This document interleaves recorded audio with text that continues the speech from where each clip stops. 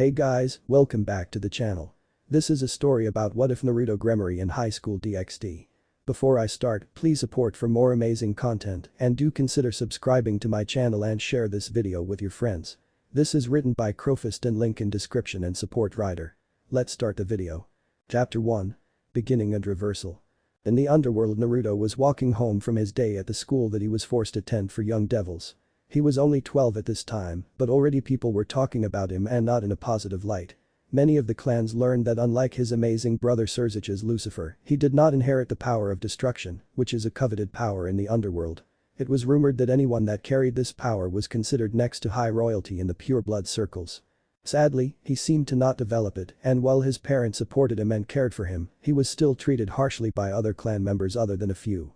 More so with the Phoenix's middle child Riser, who, while no one was looking and facing him, called him a useless pureblood that was no better than the shit on his shoes and should be grateful that he was in his presence or let alone allowed to attend their balls. Of course Naruto ignored this man and went on with his day, but over time when he got older things got rougher for him as the other minor and major clans started adding onto his list of problems. First they were throwing stuff at him while he was out and about, then it was attacking him physically, setting him up for humiliating situations, and finally the worst part, using their magic on him. While most would think him being related to the Bale family and the heir to the Gremory family would protect him, it didn't, as no one other than Grafia was fully aware of what was going on at this time. She was his main babysitter most times, and when she saw this she was about to tell his family, but he begged her not to, knowing what would come of it and that it would only make things worse for him. With reluctance she agreed, but promised that if it got worse she would go to them. Today he had just gotten his evil pieces and had them stored away in his storage area. While yes, he did not inherit the power of the Bale blood, he could still use magic, and many think that he has a knack for magic not seen since his brother, as he was always thinking of creative new ways to use it. But due to his status he never got the chance to flourish, as even the servants looked at him with frowns and uninterested, and unlike the rest of the groups, could do nothing to him as they would be killed if they harmed him in any capacity. Naruto felt something hit him in the back of the head, sending him falling to the ground, dirtying his black button-up shirt and black dress pants and blue, red striped shoes. Looking behind him he saw three boys that were the constant bullies of his life. One was a brown-haired teen with gold eyes, another had dark skin and dark hair along with brown eyes, and the final boy had pale skin and dark green eyes. Each one was an heir to a major family in the Underworld that rose to prominence over the past few centuries, thanks to the peerage system. They became high-class devils and thus royalty among the clans, but still were seen beneath most the purebloods of the Underworld. So the children, seeing a weak pureblood, decided it was time to take a shot at them for a change. Well, if it ain't the disgrace of the Gremory family. Yeah, Tai, what should we do today? The dark-skinned one smirked darkly. Hey, how about he shows us his peerage set? I mean, he doesn't deserve it on the account he is so weak. The ringleader Tai agreed. Yeah, hey Dumbus, show us your peerage set.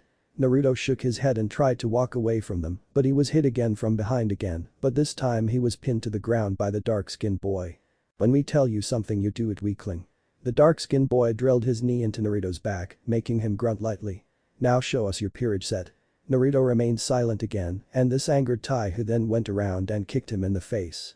You think you so damn special just because you are related to the Lucifer? Well, you're not. You're a worthless piece of shit that your parents wish was never born. I mean, they had another child because they were so ashamed of you. It was true he knew of his sister, who is about 5 now, and she was rumored to have the power of destruction flowing around her at a young age. It was a cause for celebration, but it was bittersweet as he knew this meant she was the special one in the family and that he would be shunned or taunted more. Like now. You know, maybe we should do your family a favor and just take you down permanently. Naruto frowned and then felt the boys gathering magic into their hands. Naruto could see the evil glint in their eyes and knew right then and there they were going to kill him. All because of how the other purebloods treated their families, and all because he didn't have anything special. Naruto could feel the fear welling up inside of him, and the only thought he could muster was, please something, give me the power to stand against them, give me the means to kill them. I, with his green magical ball of energy, aimed it at his head. So goodbye Lo, what the hell. Out of nowhere he found wood wrapping around his legs and arm and up to his neck.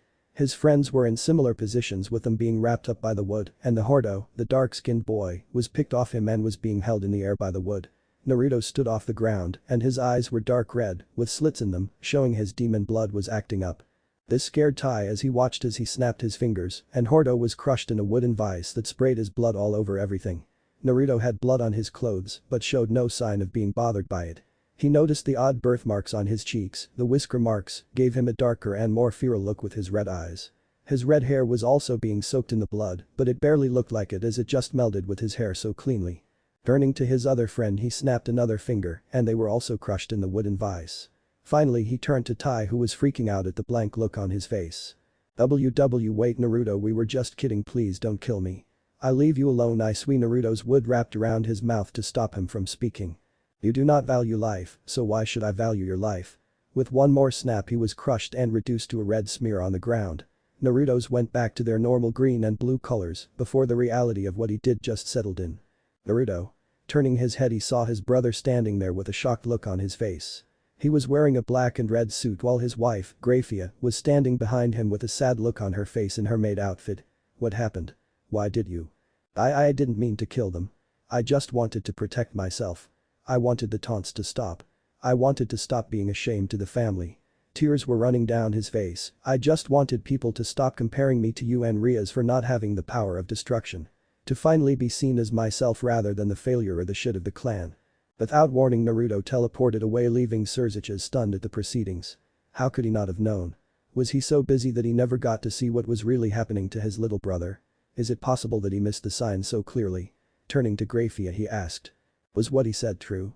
Yes, he swore me to secrecy about this, but I had no idea that things were getting to this level. Surziches narrowed his eyes.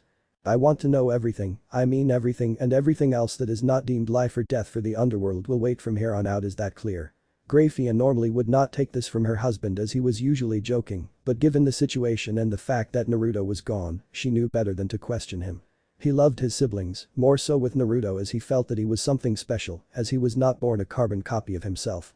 More so that he was not restricted with the power of destruction, but had a chance to learn something that would make him more like a gremory than a Bale, as he feared one day Rias would turn more into as time went on. Now she would never get to know him, and that was the thing that tore him apart on the inside.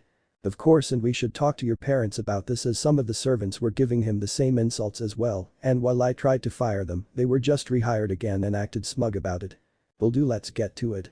Staring at the sky he sighed. Please be safe Naruto. Kyoto. Naruto passed out after using his teleportation circle to exit the underworld, and when he awoke he saw he was in some kind of hospital room. Looking around he saw his hands were handcuffed to the bed with magic suppression cuffs, thus preventing him from removing them normally. Glad you are awake. Looking at the entrance of the hospital room he saw a blonde-haired woman walking into the room. She had fox ears on her head and large breasts while wearing a Maiko outfit that barely hid them. Behind her were 9 golden tails that flowed behind her naturally. Isaka. Indeed, child, you are well educated. She laughed at his embarrassed look and then saw him looking down sadly and figured to give the child a break. So young one, can I ask why we found you on our territory? I'm sorry, I know devils are not permitted in Japan given the past tensions with the Shinto pantheon, but I was just thinking of the first place to go and this was it. Why were you thinking so sporadically? I wanted to get away from everything. She frowned at the child, having the eyes of someone that was given the worst treatment possible. So she motioned for her personal guard, Wolf Demons, to uncuff him, and in doing so she sat down on the bed with him. She then asked him his story and he told her, leaving her horrified. Something like this was happening in the underworld. Making her rethink everything she knew about the devils, but found he was protective of his brother and family as they did care about him, but they were not aware of this going on, wanting to prevent tensions from rising due to him being the brother of the Lucifer. I see, well then, if you need a place to hide you're more than welcome to stay here as long as you wish. Isaka-sama. Amaterasu-sama will not like this. Turning to her guard. She will be lenient as he is a child and is scared of going home. We are not holding him prisoner, so he is free to leave as he pleases and come back whenever. Yusaka then smiled, plus I'm interested in this ability you said you performed, would it be possible to get a demonstration of this power? Naruto looked at his hands on the bed. I don't know how I did, honestly I know magic to teleport and stuff, but I'm not sure how to draw out the power I used. Yusaka waved off his concerns. Don't think about it. Just let the power flows through your body as if you are just breathing, trust me. Naruto did as she asked and imagined the wood becoming a small tree. The wood absorbed his magic and soon started convulsing and then pushing itself up, and everyone but Naruto gasped as a tree sprouted and grew rapidly. That's astounding. Yusaka observed the tree and saw the nature energy was manipulating the physical substance of the floor and turning it into whatever living thing the creator wielded it to be like. You have an amazing gift. You think so? Yes, this power relies on the same principles of Senjutsu, and the fact you pulled this off is amazing in its own right. You are able to harness nature energy and at the same time create things from non-organic material. Makes me wonder how far you can push these powers of yours. Yusaka smiled, how would you feel studying more about these powers of yours? In exchange I let you stay here in the royal palace with me. Naruto thought it over and realized he had nowhere else to go but asked. What do you mean study? Simple, I'm going to have people who are senjutsu and studiers of nature coming to teach you. From there they are going to help you harness this power and learn everything you can do with this. So basically I'll be training with this, right? That's it. She frowned. You want more? Naruto shrugged. I was thinking having people teach me other arts like fighting hand-to-hand, weapons and defense against weapons, and learning how to be more flexible with my abilities in combat. She smiled. Of course I was going to have them teach this as well anyway. Naruto smiled. And on behalf of myself and the Gremory family, consider this a debt that I will repay at a later time, however you wish it, within reasons of course. Of course, well then Naruto, she waved her arms behind her, welcome to Kyoto and the Shinto faction. 6 months later. Naruto was tired, for the last 6 months all he has done since he got here was training and spending time with Yusaka. After he was brought into the palace almost immediately he was confronted by Amaterasu and her siblings and after a while allowed him to continue staying here on the terms that he does not recruit anyone for his peerage without their permission. How they knew he had a set with him was a mystery, but he chalked it up to them being gods and just covering all the bases to protect their people. Well, he was tempted at times, he didn't see anyone that fit into his criteria of being a member of his peerage, and that was they train with him, fight with him, and learn to be family with him. They were not his servants, they were people he would help accomplish their dreams and ambitions and show them to their own path with help. But during his time there, he trained constantly with his powers and learned that as long as he can imagine it, he can create anything from inanimate objects. He created plants and wood easier than most, and thanks to them being infused with nature's energy or magic, he can suppress powers of those around him, even sacred gears from what he can gather. They too did not adapt to nature, and thus they were susceptible to this problem, since their sacred gears are magic themselves. They theorized he could create organic objects as well, but they take longer to do as he needed to understand how these objects are made. But now Naruto felt something nearby, it was a powerful form of magic, and he was not sure what it belonged to. Fearing that this might be someone that might pose a danger to Yusaka or the city of Kyoto, he rushed over there keeping his devil wings hidden. Upon entering a clearing in the forest he found something that made his blood boil. Standing there was 6 exorcists with deranged smiles on their faces and with holy swords out. They each had the markings and the posture of someone that was kicked out of the church, so killing them was a freebie for him. But in the middle of it all was a one-armed woman who was holding the stump and grunting at the situation she was in. She had long blue hair that went down her back, dark tan skin, dark eyes with slits, and wearing a brown billowing cloak with her breasts hidden underneath it. She also had blue tattoos on her face, while having them on her body as well, and some baggy torn up black pants with black shoes. He could tell she was badly injured, and at the rate things were going, she was going to be overwhelmed by the number of people there. So thinking on his feet, he quickly acted on the situation and had vines and wood coming out from the ground beneath 5 of them and having them restrained. Holy shit, this dragon can manipulate nature, kill her. She is a filthy sinner. Yeah, and then save us a piece so we can violate her body. The dragon frowned at the comments but wondered where the plant life and wood came from as they were suppressing their magical weapons from what she could see at this point. Out of the trees came a 12-year-old child who was wearing a shrine monk's outfit in dark black and he smiled at them all and bowed. Greetings trespassers, my name is Naruto. I'm here to ask you all to leave, if you fail to do so, then I'm afraid. He moved his head to the side as one light sword went to his head. We'll have no choice but to kill you. Within the next second he summoned a wooden pool and had it sharpen at the edge, impaling the man through the stomach and lifting him a few feet off the ground. The other men charged him, but he dodged their attacks while having the vines and plants covering their bodies and slowly killing them with restrictive poison flowing through their veins. He then snapped his fingers and the other men exploded into pools of blood from the wood crushing their bodies. The final man with a deranged smile aimed his gun at him and fired the bullets at the teen. He had dodged the metal projectiles with ease. At best you God. Fuck you. Flattered, but I'm straight and that would be a sin against God, no. He flinched at using his name, but in the end he appeared again with him grabbing his gun and turning it into a piece of driftwood shaped like his gun. The man was panicking at this. What the fuck are you? Me? I'm someone that hates to see the weak pickfight people that just want to be left alone. He then hit him in the face and in the mere seconds that passed the man saw his body was standing in front of him. What the hell, how is this possible? What is happening to me? Before he could react the teen punched him again in the chest and then once in the face and then pierced his chest with one powerful strike through his stomach. How am I not? He returned to his body and soon collapsed falling over dead while his head exploded from the punch it took and covering Naruto in blood. Disgusting, another robe ruined. The cough brought his attention back to the blue hair woman and she smiled at him. Nice work kid, I'm impressed. Thank you miss. Name's Alicia, if you haven't figured it out it is the female Acnologia don't care she is in this, so why did you save me? Alicia asked on edge and ready to fight if Naruto made any suspicious moves. Is it wrong to save people in trouble? She frowned at this. You can stop hiding yourself devil I can sense your magical presence, but the reason you can use Senjutsu is questioning. Are you some kind of half-breed? He shook his hands at her with a small laugh. No I'm a pureblood, my magic just manifested this interesting power, so I kinda am getting used to it while staying in Kyoto. What about you dragon? I can sense your dragon aura. Naruto replied before she scoffed. I was born a dragon right, but unlike some of my kind I prefer my human form as it makes things easier to move around in this modern day and age. Plus I hate the fact that I'm stuck with one arm after those bastards cut one off while I wasn't looking. Naruto frowned at this and summoned one of his driftwood pieces and held it to her stump. May I? I have a talent that can give you your arm back. Alicia glared at him but sighed. Fine but try anything funny I'll snap your neck. He frowned. I would never. I respect people's personal space unless I want to help them with something personal like this. However I need to have it be open. Naruto said cautiously. Open? Alicia asked. Yeah, like bleeding so I can fix it. Naruto said calmly, but his eyes widened when he watched Alicia slice into the stub of her arm, blood gushing out and splattering onto her body and the ground. Acting quickly after his shock, Naruto held the driftwood to the stump he focused on making it another arm, something he learned he could do a while back, but it took longer as he had to match the length of her other arm from just looking at it and matching the color, texture, and the nails. While it was in the middle of forming the arm, Naruto placed it firmly against the bleeding stub and Alicia felt it dig into her and she pushed back, skidding on the ground as the forming arm took root and sewed it onto her, reconnecting the nerves one at a time painfully. Soon the arm was in place and she could feel it was like good as new. Alicia made a grabbing motion with her hand before walking to a tree, which she promptly punched with her new arm. She saw it taken off the ground, roots and all, and knew that it was just like her original arm. Thank you devil, but due to this I owe you a debt, so how can I repay it?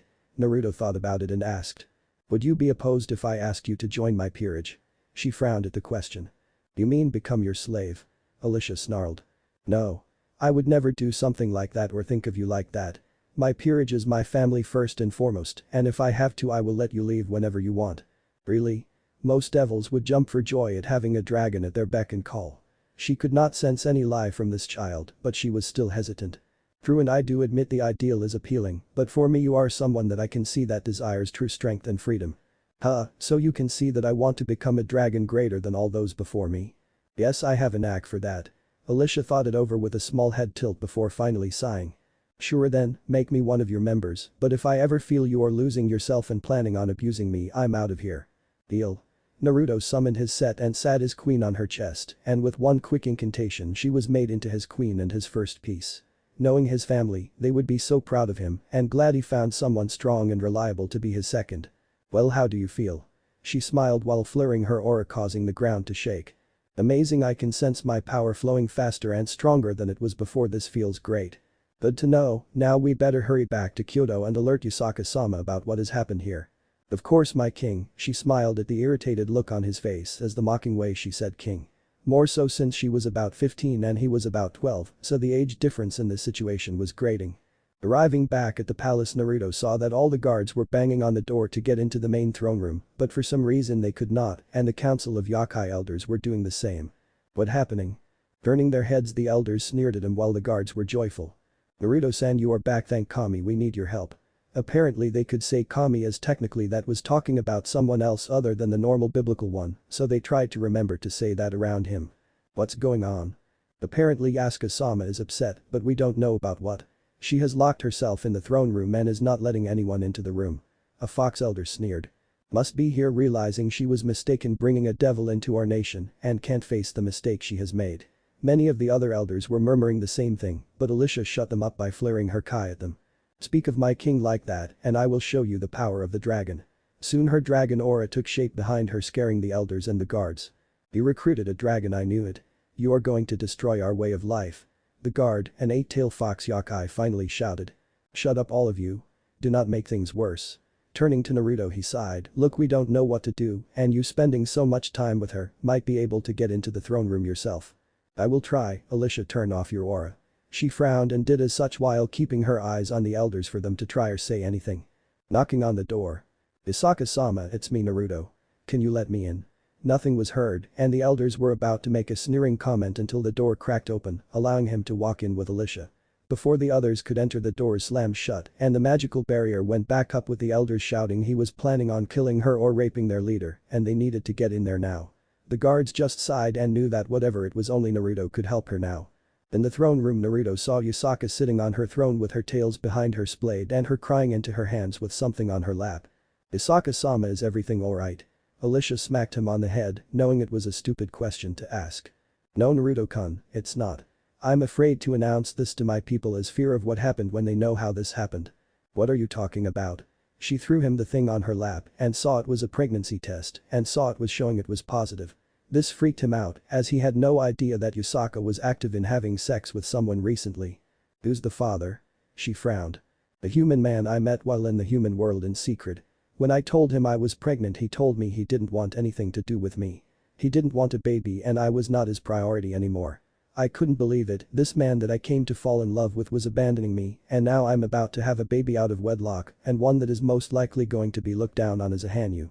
Alicia felt bad for the woman while Naruto walked up to her and hugged her tightly, which she took full advantage of.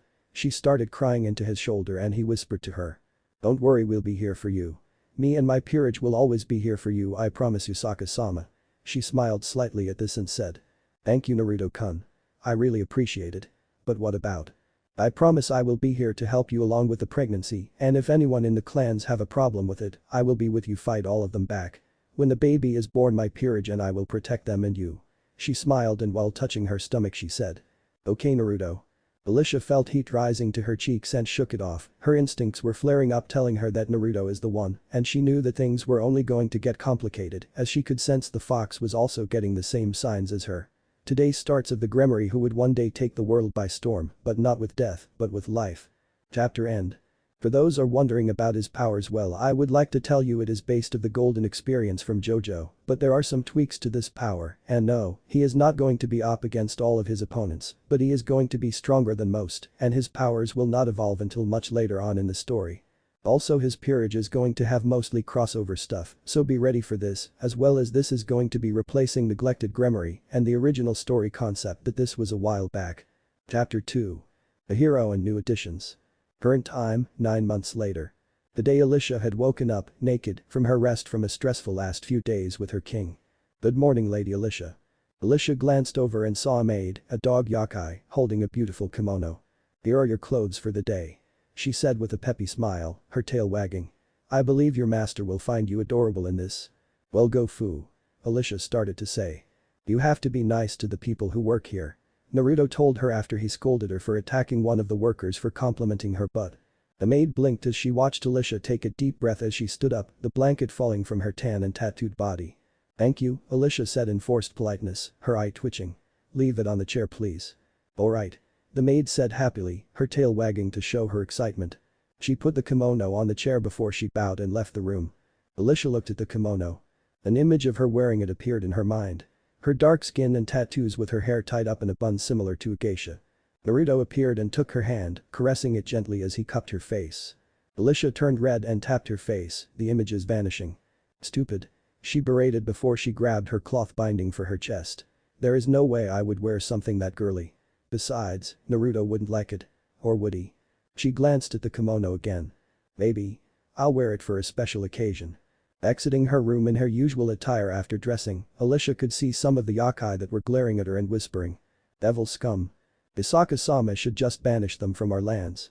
Why do we allow them to walk around our homes?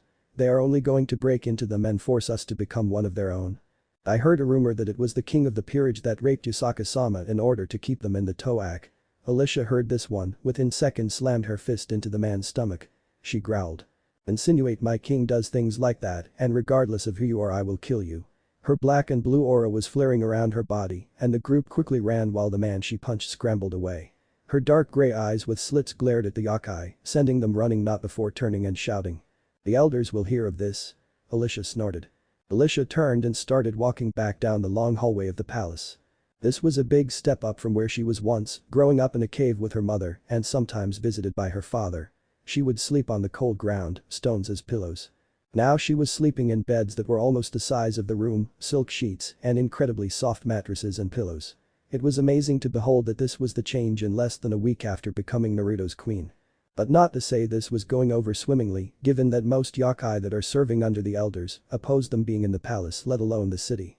Plus, when word broke out that Usaka was pregnant and that the father was a human, well, the elders sure made their opinions be known. Flashback begins. Naruto was standing in the back of the room with his eyes closed wearing his fancy kimono, while Alicia was standing next to him with her arms also crossed. More she was irritated with the shouting of a particularly old fox woman that had four tails swishing behind her, while the other elders were joining in the protest. "Isaka-sama, how could you not tell us that you were dating someone or looking for a mate?" The blonde-hair woman scoffed. "I feel no need to explain myself to the rest of you. As it is my personal life and I can do as I please." The elder frowned.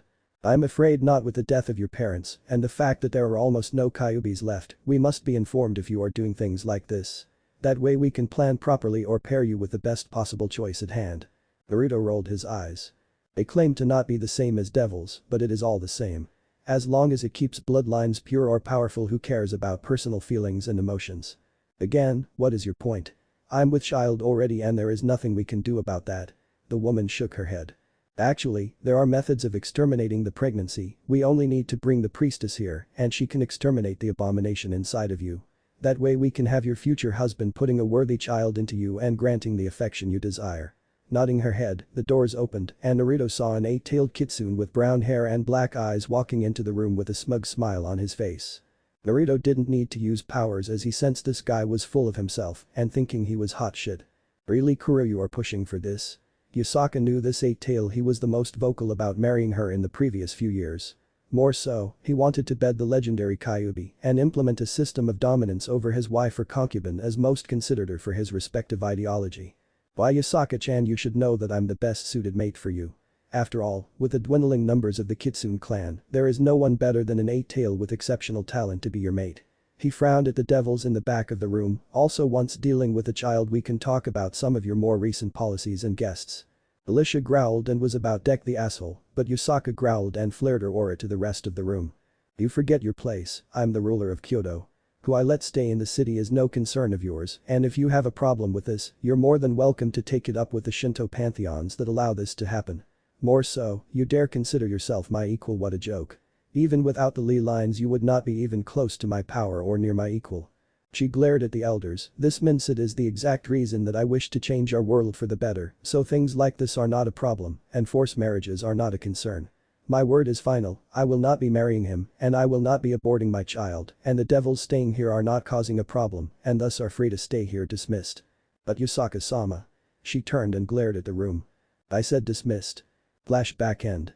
From this time, Alicia had noticed that Kuro was found around the grounds more often than not talking to the elders and the guard. From what she could hear, it was more along the lines trying to figure out how to get close to Usaka. She had reported this to her and she had guards on standby at all times, while also having her own personal doctor that she trusted with her life and the life of her child. They were more focused on doing her will instead of following the ideals of the old and the dead. Alicia found this refreshing, but knew that the elders were not done. More and more protests from them were coming out, with both her and her king being in the city with evil pieces. More were demanding they leave, others for them be killed, and many wanted them to just disappear. But many feared that being in Kyoto and then leaving they would ally with their enemies and thus feared their departure more than they hated them and wanted them out in fear they can help other races break into the city or worse, work for their sworn enemy. Alicia was brought out of her thoughts when she was sitting down and saw the food was now dished out to her and her king. Looking down, she saw the food was traditional Japanese breakfast. Imagine what you want of some kind fish dish and soup. Usaka was sitting at the head of the table looking ready to burst from the pregnancy with her guards on standby and showing they are vigilant against those that dare to come near the leader. More in the sense, Kuro, who is making it no mystery that he wanted her to abort the child as it was not his and wants to force a child in her. The guards had different opinions and Naruto was always there to make sure he didn't try anything stupid. But even he was not that stupid, as doing so would get him and the elders in trouble with the people and more than likely spark another civil war. One this time would be them against the rest of the people loyal to Usaka. "Naruto-kun, what do you and Alicia plan to do today?" The devil tilted his head and sighed. "Probably head out to the outskirts to spar a little bit, honestly. Alicia wants to test out some new moves on me and I want to see if I got my new fighting style down yet." She smiled. Alright, but please make sure you are back before sundown as this is when they start coming out. Don't worry, Naruto pushed his tray away finishing eating, we'll both be careful, and no matter what I'll be with you when your daughter is born. She smiled. Thank you Naruto-kun. He nodded his head before turning to Alicia who pushed her food away being finished herself. Let's go. She nodded her head and soon they headed into town, where their Naruto stopped off at a high-end tailor shop. He walked in past the flap and shouted. Hey, is my request finished yet? Standing there was a beaver yokai. Yeah, it wasn't easy I tell you, but I got it finished. Please try it on to make sure I got the size right. Naruto nodded his head before walking into the changing room with a big bag in hand. They waited a few minutes before he walked out for all to see, and even Alicia had to lick her lips liking what she saw. Standing there was Naruto, but he was wearing a new outfit of a white jacket and pants and black shoes, and on the jacket was a ladybug brooch on each side of his chest. Inside of the jacket she saw a sleeveless shirt with a symbol of male in there and a black tank top hugging his budding muscles tightly. On his head was a white headband with a mark of Yasaka on it in the form of a nine-tailed fox, Jotaro Kujo's outfit from part 4 with Yorno's ladybug brooch. Even at the age of 13 he was still showing the hunk he would become, and with his muscles defined in the outfit, most would find him pretty impressive for his age. That and thanks to the training the yokai are putting him through he has shown drastic changes in his body, showing that he has grown several inches from before being almost 5'11". Overall quite the impressive frame for all things considered. So, what do you think Alicia? She smiled. It fits your personality. Naruto smiled. But I'm glad this is money well spent, thanks sir. He smiled. No problem, just make sure to care for that outfit, you hear me? Due to the magic you'll be able to wear it for the rest of your life, got it? He nodded his head, left the money on the front desk, and both he and Alicia walked out of the store before proceeding down the street. Naruto's mind started drifting, thanks to his powers he has gained a new life to live for. Hell, he felt stronger than most and had high hopes for the future, but sadly, there was still the problems here in the underworld. But the deaths of the heirs he knew he was in serious trouble and that his brother seeing his power would only put a bigger target on his back. He could only sigh knowing that he is missing his baby sister and her next birthday, on top of that it was his fault for not saying anything. After all, what was a child supposed to do in this situation? He could have told his parents about this and maybe get the kids to leave him alone, but there were not any assurances of this. At best they did, but he came across as a child relying on his family to solve all his problems, and that was an image he wanted to avoid at his age. Another thing is that if it didn't work, they would have bullied him worse, and that it would just increase in the intensity to the point they might have killed him sooner. While he did regret not telling someone sooner, he did think he made the best choice at the time. I wonder how everyone is doing back home. Underworld. Surzich's had always been fair, kind, and everything that was not the previous Lucifer. But he felt for the first time, he knew what it was like to be the old Lucifer, having to deal with stuff like this. Dealing with clans that thought they were above the laws and could do as they please as their family would protect them from all crimes coming their way. Worse, they were targeting his former clan, and he was furious since it was against his little brother, the brother that fled the underworld to who knows where. He was angry at Grafia for not saying things sooner, but remember she was only doing as ordered, and since Naruto was a gremory that meant doing as he asked. She would have talked to him if things got out of control, but it seemed this was going even under her radar for some time. However, then that brought up his power, it was familiar in feeling similar to that of Senjutsu. Something he learned about from his own bishop, not Kuroka, another Auk, who was a master of Senjutsu and a former yokai that fought in the Civil War years ago. He had tried to figure out why his brother had a power similar to this, but Grafia and Ajuka theorized that it was a mutation that happened to him when he was born, thus instead of erasing everything, he could create anything. This left him proud his brother had a way to stand out but was more focused on the clans before him. These were the parents of the children that had bullied his brother and were now begging for him to punish Naruto for his crime of killing their children. But he would not hear this. So, let me understand, you want me to punish my brother, my flesh and blood that has never bothered anyone in his life, for defending himself. Fighting against those that dared to bully him and ridicule him just because he did not addle on your children to me to avoid more problems with others his age. Is that what I'm hearing right?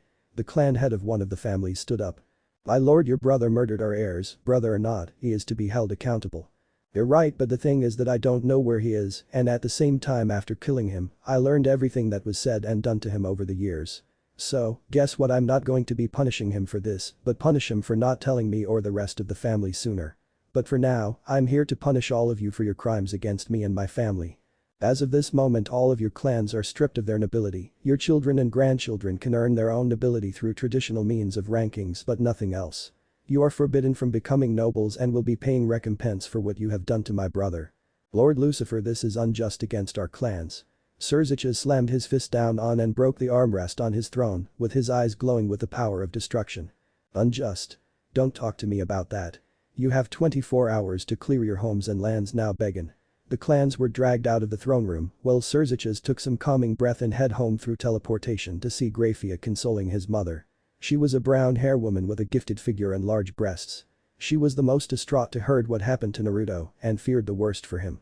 Of everyone in the family, she was the closest to him for one reason or another, and the person that he spent the most time with as a child. His father, on the other hand, was nowhere to be seen, and that was not something he was surprised about at this time. More so since after his brother's birth he always looked at him with disappointment. Maybe because he expected him to measure up to himself, or something along the lines of not having anything special that was known about him until he fled. Either way, his father was a real asshole to Naruto and distant to the point no one knew why he despised him so much.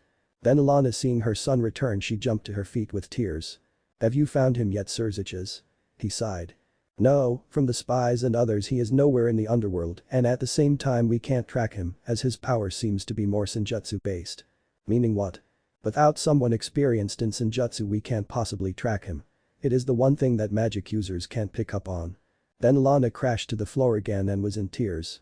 "What am I supposed to tell Rias in the future about Naruto-kun?" The doors opened, revealing Lord Gremory. "Nothing, for now he does not exist.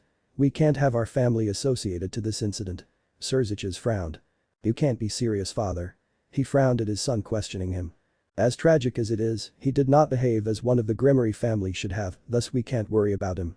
Rias is the new heiress, and thus with the marriage proposal I've gotten from the Phoenix clan, we shall soon be bringing in a new generation of devils." Surziches' frown deepened. "You didn't think to bring us into this choice. As Lucifer, this is no longer your concern. As a brother, it is my concern. Who did you engage her to in the Phoenix family?" "Why does it?" "The father." The man remained quiet for a minute. "Riser Phoenix."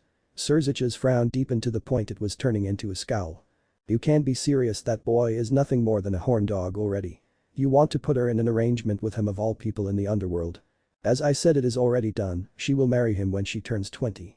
Lord Gremory left the room with a huff, and Lady Gremory was furious with her husband, and Surziches was thinking of just vaporizing the man.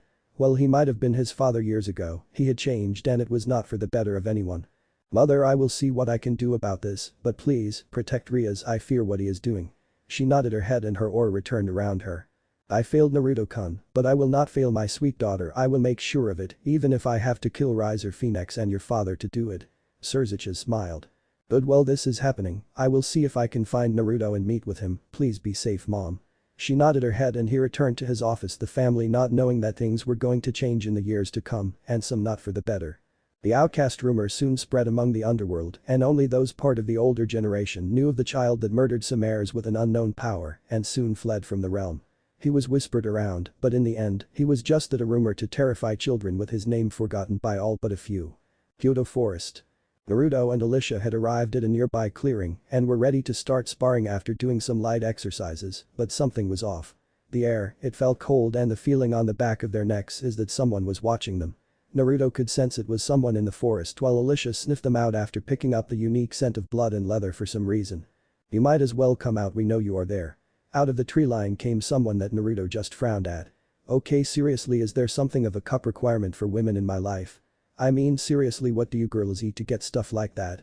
Standing there was a girl with blue hair and wearing a tight black top that showed off a good amount of cleavage if you looked.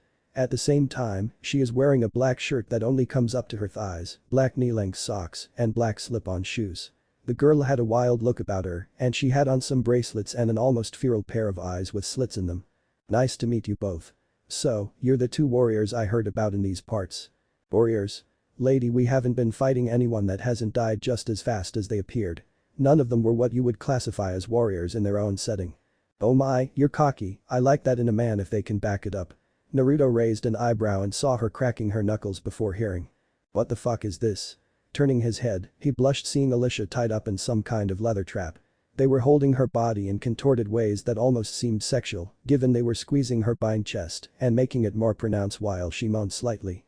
Naruto quickly shook off the blush before focusing on the girl again. "What is this? A sacred gear?" "How perceptive, and yes, it is. I call it divine binding. It might not be the strongest defensive gear in the world or be the most versatile, but it is very useful. In many different contexts if you know what I mean, she licked her lips causing Naruto to blush slightly, but it left as quick as it came. Sometimes I wonder if God was secretly SM specialist, as this seems to be out of context with his teachings. But nevertheless, Naruto glared at her with his aura starting to flare to life. Who are you and why are you here challenging me and my queen? My name, it is Kaioa, dragons rioting, and I'm here to prove to those assholes in the hero faction that I'm not useless and can defeat even the most powerful warriors on my own. Hero faction. There is a group full of former heroes in them. She took a stance. Beat me and I'll tell you what I can about them and might let you have this cherry little boy. Naruto blushed. I'll pass, after all I'm only 13, so that would classify you as a pedophile. She smirked turned into a full sadistic grin. Maybe but we know your morals are different than mine. Within a split second she dashed at Naruto and threw a straight punch with her right hand. Naruto ducked away from the punch before throwing his own punch at her head. She tilted her head to the side and pivoted on her foot to throw a roundhouse. Naruto brought his hands up and blocked the kick but still felt the power that was coming from it going through his arm.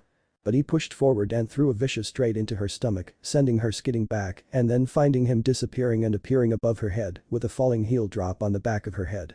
Her face went into the ground but she reacted quickly pushing off with her hands and spinning on her back. She was throwing multiple spinning kicks at Naruto but he moved out of range of the attacks and stood there waiting for her. Your strength is impressive Kaioa. Shut up I don't need your placating me. Naruto raised an eyebrow at this but sensed something was happening to her. Her body was convulsing with power and it seemed holy in some way or just more powerful than normal. Before he could react, she was on top of him again. Fast, she is faster than before. Naruto ducked out of the way of the strike and moved for some distance but failed as she was on him again.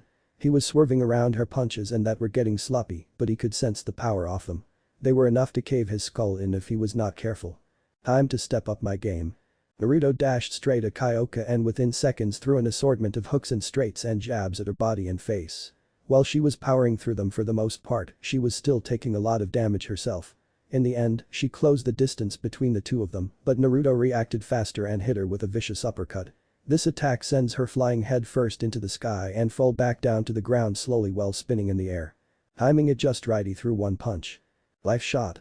Kaioa felt him hit her across the face and it was weak, barely any power. She watched as he slowed down, barely making any move. He really thought that would work. What a loser. Kaioa thought ecstatically with a dark smile before it became a look of horror as she found herself floating out in the middle of space and saw her body before her. What the hell, how is this possible? She tried moving, but her body was unresponsive. She couldn't believe this guy somehow separated her from her actual physical body. Kaioa saw as Naruto's body moved and his hand formed another fist. Son of a bitch. He can kill me now. Kaioa saw flashbacks of her former comrades. Whoever heard of a hero that can't unlock their power? Ha. You might have great martial arts, but your power is limited unlike me Heracles. It is sad, your gear is useless compared to the true Longinus. I'm afraid you have no place here in the hero faction. Kaioa heard the taunts and many more and soon thought back to the promise. Mark my words Cao I will break you. When I have the power, I will come back for all of you and show the true power of the strongest hero, my power will be unstoppable. She stormed off the group not before sending Artoria Pendragon into the wall for mouthing off about her weakness, the reason she is no longer one of them. Kaioa felt heat coming from inside of her and she screamed. I will not lose here. Naruto did not know what happened. 1 minute he hit her with his life shot and was about to knock her out with another strike. But before he could load up on the finishing strike, her body got covered in some godly aura. Then she charged him and without a chance to react or block, he was hit in the face with one powerful punch and sent flying into some trees. Naruto felt blood going down his face and saw her bull rushing him again. He took another punch to the stomach, making it lift him on this fist. Fuck, she is stronger than normal. Got to end this quickly. Naruto's train of thought stopped with another hook to the face, sending him crashing into more trees. But before she could jump on the attack again, she was hit from behind with a blue fire attack, sending her into some more trees. Alicia, how? Whatever power she is using apparently turned off her sacred gear, so I'm all good now. What's the plan? Naruto looked at the recovering hero and saw she was pissed and generating more and more power. I think I have a move that can end this fight. The problem is that I need to figure out how to time her attack with mine. So, you need a distraction or something. He nodded his head. If you can draw her into a fight, maybe I can find the point where I can cut off the power or at least hit her enough to knock her out. My life shot won't work here, she already broke out of it once. Alright then, leave it to me. Alicia cracked her knuckles and flew at Kaioa who was still on the ground but tearing up the earth in the process. After a few feet they stopped moving and she smashed her fists into Alicia's back, sending her into the ground with a grunt. She landed on her knees but turned her head up and released a blue beam of power. Dragon Roar. This attack sent Kaioa flying into the air where Alicia's dragon wings came out and flew straight at her. She tackled her into the sky, grabbed her by the hair and flung her into the ground below. Gathering up her magic again, she fired another breath attack at Kaioa, and this time it caused a small explosion to create a decent-sized crater with her inside of it. Flying back to the ground, Alicia admired her handiwork, thinking she knocked her out. A punch to the face sent her flying away from a recovering Kaioa who was healing from the attack of the breath and throw attacks. Alicia recovered in mid-flight and growled. "Oh, you asked for it, bitch." She landed on the ground and dodged one of her strikes before covering her hand in the blue energy and slamming it into her jaw. Iron Dragon Fist. The hero's head cracked back, but she quickly regained her momentum and threw another sloppy punch. Alicia ducked it and threw another of her dragon punches into her stomach with vicious authority. Kaioa coughed, but like her face, her stomach was recovering from the damage. Naruto on the other hand was watching the fight as they traded punches and had to admit Alicia was strong. Much stronger than a couple of months ago when he met her. He didn't know she could do the same thing with her punches that she could with her breath attack. From what he gathered, her breath attack was dangerous, that if you didn't have an immunity to radiation, it could slowly kill you from the inside. But it seemed Kaioa's body was healing her so fast that even with the radiation in her body, it was being purged as quick as it came. Alicia leapt into the air and with a forward axe kick, she coated her foot in the blue energy as well and slammed it into the back of Kaioa's head. Iron Dragon Claw. She flew higher up. "I'm not done with you." Gathering blue magical energy into her back and hands, she then came down with two thin blades of energy. Dragon Wing Attack. The explosion of the attack rocked everything around them and soon kicked up so much dust Naruto had to cover his mouth and nose to avoid too much going into his body. Naruto dusted off his clothes and stood up after having enough time to recover and analyze the fight. Seems Alicia is really stepping up her game. I can't afford to fall behind, got to get more serious in training now. Turning his head, he saw that Kaioa was getting up but much slower than before and sighed. All that power can't save her and healing can only work so fast. In the end, her new power is her greatest weakness if she can't control it to mix with that fighting martial arts she has. Appearing between the two girls, he smiled at Kaioa. "I would love to talk to you more after this fight, but for now I have to stop this before one of you die." Kaioa roared and rushed Naruto, who just sighed. "Check this out, my new move." Within seconds of almost coming in punching range of him, his fist blurred. They were hitting her in the face, body, legs, and even piercing into her body to cut off her magic. Muta, muta, muta, muta, muta, muta, muta, muta, muta, muta, muta, muta, muta, muta, muta, muta. The barrage continued like this for a few minutes before finally he hit her in the stomach, knocking her out and causing her eyes to turn white and the power to disappear. Seeing her lying on the ground, Naruto sighed and fell to the ground on his ass. "Man, that was exhausting, Alicia." She snorted. "Yeah, I guess she is pretty powerful for a hero." Naruto laughed lightly. "You know, we got lucky she was not thinking clearly." Alicia raised an eyebrow. "What do you mean? Even with that power she could not beat you, let alone me." "I mean, think about it, what happened to her after she unlocked her hidden power?" Alicia pondered it for a second. The fight was pretty closely contended with her using. Her eyes widened. "You figure it out." Alicia whispered the answer. She had turned into a brawler. "Yes," Naruto sighed. "While in her normal state she had martial arts skills, and while I would say they are better and more refined than my own, she lacked the power and speed to match me. However, that is not to say the opposite is not possible in the case of this new power. Her hero power apparently granted her incredible healing prowess, speed, strength and endurance to match even the strongest creatures I've seen. However, in doing so she gave up all of her technique and skill that she gained before, while also foregoing her sacred gear that was keeping you trapped." "I see," Alicia realized it. If she had been fully controlling her body instead of brawling, this fight would have gone very differently. It was thanks to that she just unlocked this power that they won or had a chance in the first place. The groan brought them both back and saw that Kaioa was slowly sitting up while grunting at the pain in her body. "You should take it slow. The move I hit you with not only disrupted your vitals for a brief period of time, but also crushed your muscles and bone and shut off your magic." Kaioa looked at Naruto and then at Alicia. "In my travels I only have met few people like both of you." "Like us?" She nodded her head. "Kind and caring to your partners and allies, but at the same time having amazing skill to back up all claims of strength. Well, I'm still training at this point and so is Alicia, but we both plan to become stronger than we are now." Naruto smiled at her. "You're amazing as well. Your martial arts is definitely more versatile than mine, as I only really focus on punching than incorporating kicks." Plus, your sacred gear could have neutralized us both if you really tried.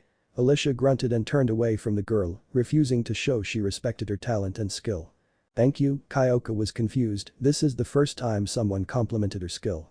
Really, the other heroes mocked her for not having a powerful sacred gear or hero powers like them, so she was casted out as a weakling. Even though she had gotten stronger now she knew she was no match for the likes of Cao and those of equal stature.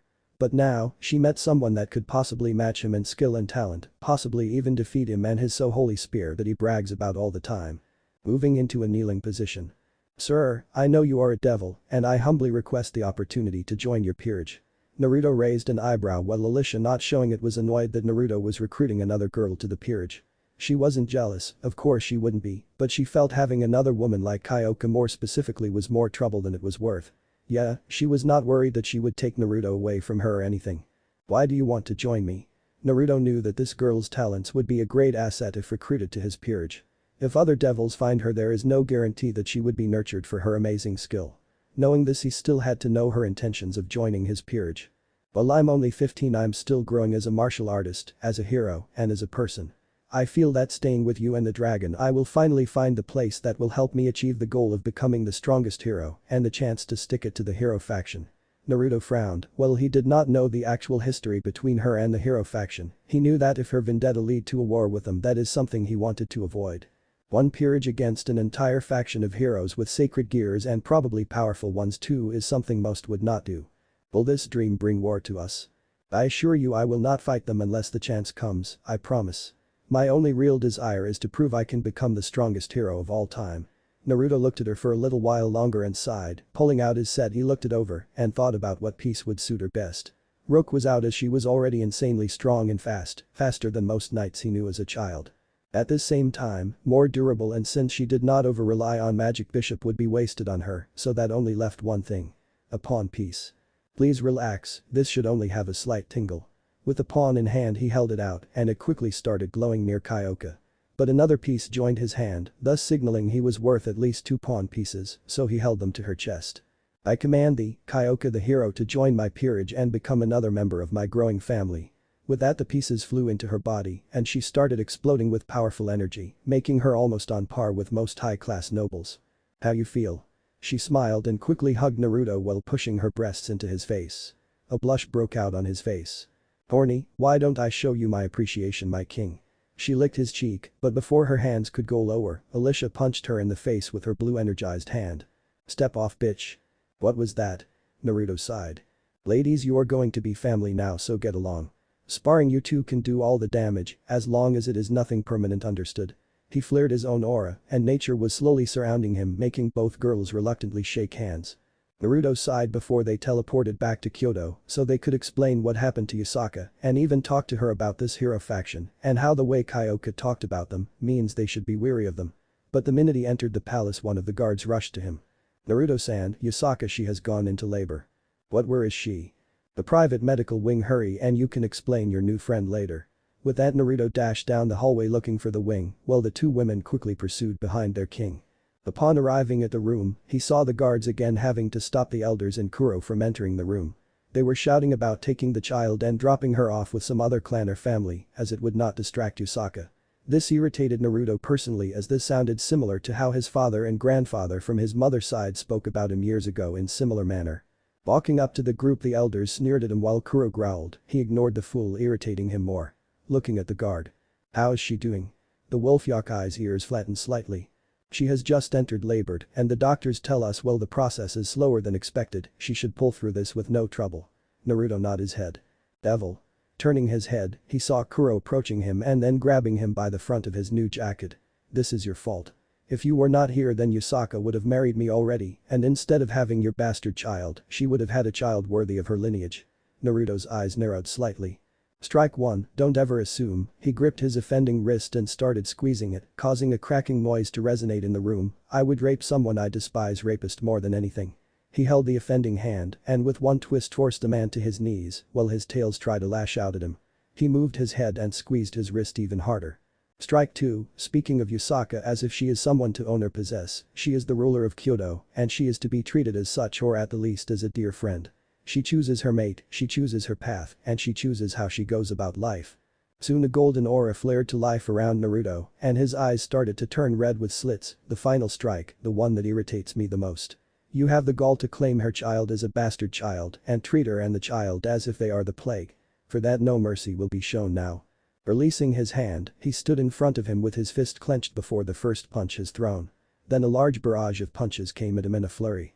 Muta, muta, muta, muta, muta, muta, muta, muta, muta, muta, muta, muta, muta, muta, muta, muta. After the 40th barrage of punches to the kitsune's face, he stopped and watched him crashing into the wall with indents of his punches showing. Turning to the elders, his aura still alive, he asked. Do you wish to test me as well? Naruto stated aggressively as many of the debris started to be filled with senjutsu, morphing into living creatures. There were squirrels, birds, and other small animals.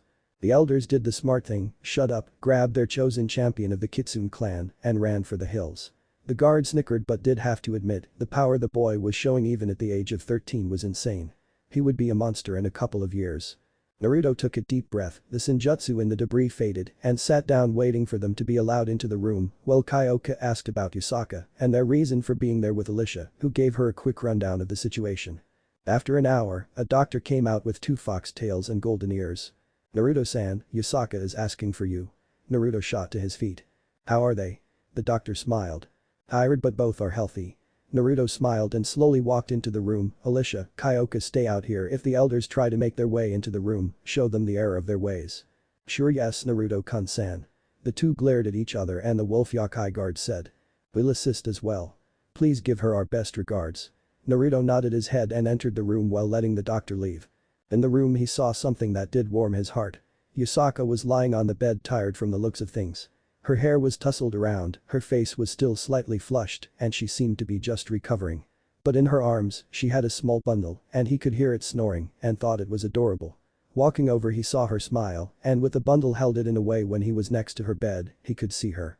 In the bundle was a small blonde-haired child with eyes closed, 2 small ears on her head, and a single tail lying lazily beneath the baby. She is beautiful. Thank you, Naruto-kun, would you like to hold her? Naruto was shocked, he was not allowed to hold his baby sister Rias when she was born, and thinking of this reminded him that she was to have a birthday soon and turn 6. He would have to make it up to her in the near future. You sure? She nodded her head and handed him the baby while he got his hands in the right place. He smiled down at her, he could sense the purity of this child and the nature that seemed to envelop around her. He placed a small kiss on her forehead and this woke her up, revealing her golden eyes. Hello there, young one. He smiled down and she giggled at him before tugging on his hair. He grunted, strong grip, you'll be great just like your mother and the others before you. The tail swished wildly behind her and Yusaka smiled. Yes, Kunu is going to be a true treasure. Kunu? Interesting name, but then again I'm named after Raymond, so I can't knock you on that. She laughed lightly, but while this is going on and he was talking to her new daughter, she saw something. She could see him, much older, standing next to her with his hands wrapped around her waist and holding her close. Her daughter standing in front of them with his hand patting her head and her smiling brightly with tail swishing behind her. Her with a swollen stomach again, but smiling brightly while leaning her head on his shoulder and reaching for. She stopped the dream and shook her head clear. Must be the drugs, yep, definitely the drugs. I mean, why would Naruto-kun ever see me like that? I mean, yeah, it looks like Kunu likes him, but he wouldn't want to be the father of her. Looking at her, he saw him tickling the baby lightly while caring for her with the greatest care, and the thought creeped into her head again. He wouldn't be interested in this life with us, would he? Chapter end. For those that are going to ask, yes, I'm having more elements of JoJo appear down the line, and no stands will not be used in this story. At this same time, I would like to make one thing clear: the power that Naruto has is called life, and while similar is not senjutsu. If you have more questions about this story, please PM me or leave a comment asking about the story, and I'll try to answer them in the next chapter. Hope you all enjoyed this and look for Ghoul King, as it is next to be updated before coming back to chapter 3 on this story. Also, the peerage is already laid out, so be ready for it. Also, the Muta moment is for a fan request that I at least keep this part of the series, but to inform you guys, this strike is similar to his life shot, but only that it works in a different function in focusing on pounding his opponents with the strikes, hitting them in every way. Externally, internally, magically, and even cutting off their magic with their attack. If more information needed, message me and I'll try to explain a little more clearly in the next chapter. Chapter 3. Discovering enemies. Naruto was working in his room, having just picked out the best present for Rias, and was just finishing his card to her with a small message of happy birthday. Seeing the stack was ready, he had a summon circle appear with a ladybug in the center of it and teleport the gift away. He knew how to teleport things to other people's rooms, so this he was sure would be in her bedroom and she would finally have something fun to watch instead of raiding game matches that he knew after a while all blend together. The coo came from across the room and Naruto turned to see a small playpen with someone sitting up looking at him with a confused look on their face. Naruto and walked over to the cage and saw the baby in question raise its arms to be held and thus he picked her out of the cage and held her close. "I guess nap time is over, Kunu." She smiled at him and started nibbling on the tips of his hair and he laughed lightly. Naruto bounced her on his lap and getting her tail to wiggle behind her in excitement of the new motion. Ever since Kunu was born recently, the little girl was the light of Naruto's world and someone he loved spending time with. More in the sense, she was always willing to see him and be held by him, making him wonder if she thought of him as her father in some way. But he was not too worried about this as he could correct it as time goes on, telling her he was more of a big brother. Seeing Kunu made him think of Rias and the things he is missing out on in her life, and he was not there to be there for her when she needed him the most. He knew that it was selfish to think of her while holding the infant, but it was something that haunted his thoughts. But there was another problem that was going on at the moment and one he hoped to keep from. "Die bitch." An explosion went off outside with blue flames appearing below him. "Make me, asshole." Another explosion went off, this time with almost purifying light appearing in his window, making Naruto deadpanned. "Well, it would seem they are lively as ever, Kunu." The baby giggled and just hugged his head while chewing on his hair. Ever since he recruited Kaioa, this had become a common occurrence for the last month. Kaioa and Alicia were constantly fighting each other and always causing quite the ruckus around the compound. This was annoying him at times, but he let them do this or they would probably explode at the most inappropriate times. Walking out of his room with baby in arms, he saw the guard smiling at the child while he is walking to find Yasaka. Seeing the elders in the distance, he narrowed his eyes at them, making them shirk away from him. Ever since he beat up their so-called champion, they feared making him angry again. More now that since this time Alicia and Kaioa were beating up the champion on regular basis to the point that they got tired of using him as a punching bag. Naruto entered a large room with Yasaka sitting by the window smiling out looking at the town beneath her. "Hey, Yasaka-sama." She smiled and turned to Naruto and her daughter, smiling at the sight of the two together. "Naruto, we talked about this when it is just us, call me Yasaka-chan please." Naruto laughed. "Okay, sorry, force of habit." Naruto put Kunu down, who quickly crawled up to her mother and was picked up by her mother. "Oh, my precious daughter, how have you been today?" The girl laughed at the kissing and attention her mother was giving her. But it soon ended with her removing one of the folds of her kimono, exposing her breasts to the child, with Naruto looking away so Kunu may start getting the milk she craved. "So how have things been for your queen and the hero?" Yasaka asked as if she wasn't breastfeeding, making Naruto snorted. "You should have felt the ground trembling earlier." Naruto joked. "Indeed, I must admit your friends are quite exuberant that even the guards are having a hard time keeping up with them." Yasaka replied sarcastically, to which Naruto laughed. "Well, one is a hero with hero's blood in their veins and a decent sacred gear, while the other is a powerful dragon child. So, it is not surprising they would have difficulty to keep up." Yasaka laughed. "Indeed, but that is not here or there." Her eyes turned serious. "I need a favor, Naruto, as recently something has been coming up and I think it needs the most attention at this time." "What is it?" Naruto replied in a serious tone. "Recently the Naruhian has been sending me angry notes about invaders on his territory and people of his being captured or killed by ours. Normally I would not think much of this, but I know for a fact we have not interacted for quite some time, so this is shocking," Yasaka stated. Naruto raised an eyebrow. From what Naruto gathered, this Naruhian was supposed to be a demon on par with Yasaka and the Inutaisho that is serving under Yasaka at this time. But for some reason they did not want to work with the other yokai to unite the faction and become one powerful group and decided to take their followers and leave. "So, you want me to go and negotiate with him to find out more about the attacks in question?" Naruto asked. She nodded her head, rocking Kunu as she fed. "Normally I would do something like this or send one of my generals, but sadly they are busy and with Kunu, I can't afford to leave the capital along with her here," Yasaka said sadly. Naruto nodded his head and stood up. "Then I'll head out immediately. I'll leave Kaioa and Alicia here to watch over you while I'm gone. Hopefully nothing happens while I'm leaving, but you never know with the elders," Naruto said, concerned. Yasaka frowned. "Indeed, they talked about me sending Kunu away to another family that wants a child, so I would not stain my family household with her lineage." She scoffed. "As if I would even consider doing this to my precious child. Well, as I said, those two are here if you need them for anything, hopefully this will be a short trip." Naruto walked out of the room while waving goodbye to her for now. Naruto then proceeded to the training field and stopped the two girls from charging up whatever powerful attack that was coming their way in the terms of Kaioa having a golden aura around her and Alicia having a dark blue flame with black tints loaded in her hand. "Hey you two, I need to talk to both of you." Both girls fell face first, having lost their balance and concentration, into the ground, leaving large skid paths in the green grass. "What is going on, my king?" Alicia asked as she got up, blushing in embarrassment. "Yeah, sexy, what's up?" Alicia glared at Kyoto for her crass comment and was about to charge her if not for Naruto coughing to have their attention on him. "I'm leaving the city for a little while to deal with some political problems with the other side of the Yokai faction. I need you both to stay here and take care of Yusaka." The girls frowned. "You sure? I mean, you are our king and it is our. You guys are my family first, my peerage second. Also, I fear that something is brewing with the elders for Kunu and Yusaka and it concerns me, so I need you to keep an eye on her and make sure nothing happens to either of them. Please, would you do this for me?" The girls frowned. They didn't like this but complied with his orders and quickly entered the building to clean up and then head to the Queen of Yokai. Naruto sighed and began his long walk out of town, wondering how Rias liked her present he got her. Underworld. Rias was sitting on her bed bored out of her mind. Today was her birthday and she was turning 6, not sure if this is right for age, and she was wanting something to do. Most of her gifts consist of fancy jewelry, artwork, and occasionally books on how to improve herself as an heiress and devil. Honestly, it was tiring and she just wanted something to watch to relax. That is until she saw a teleportation circle appear outside of her window and saw it was a present sitting on a nearby tree branch. She was curious and opened the window and flew to the tree before bringing the present into her room, sensing it was not laced with magic or anything.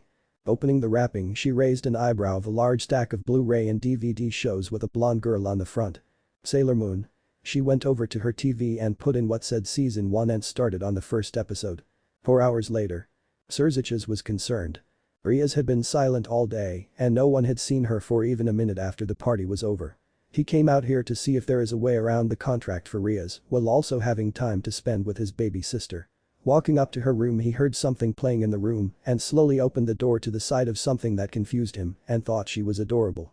Those Sailor Moon shows, those baddies who's boss. Rias was dancing around with her and was doing the poses from the show.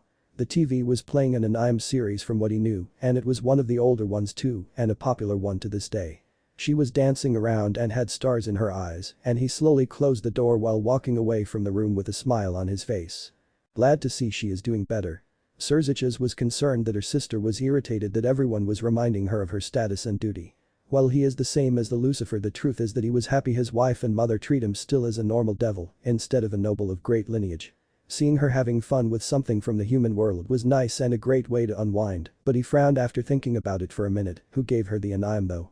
Summoning a small bat, he motioned it to the room and it went in before reappearing with a small note card.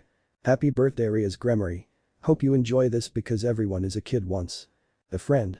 Surziches frowned at the note. While happy they gave her something she was going to enjoy, he wanted to know where the gift came from.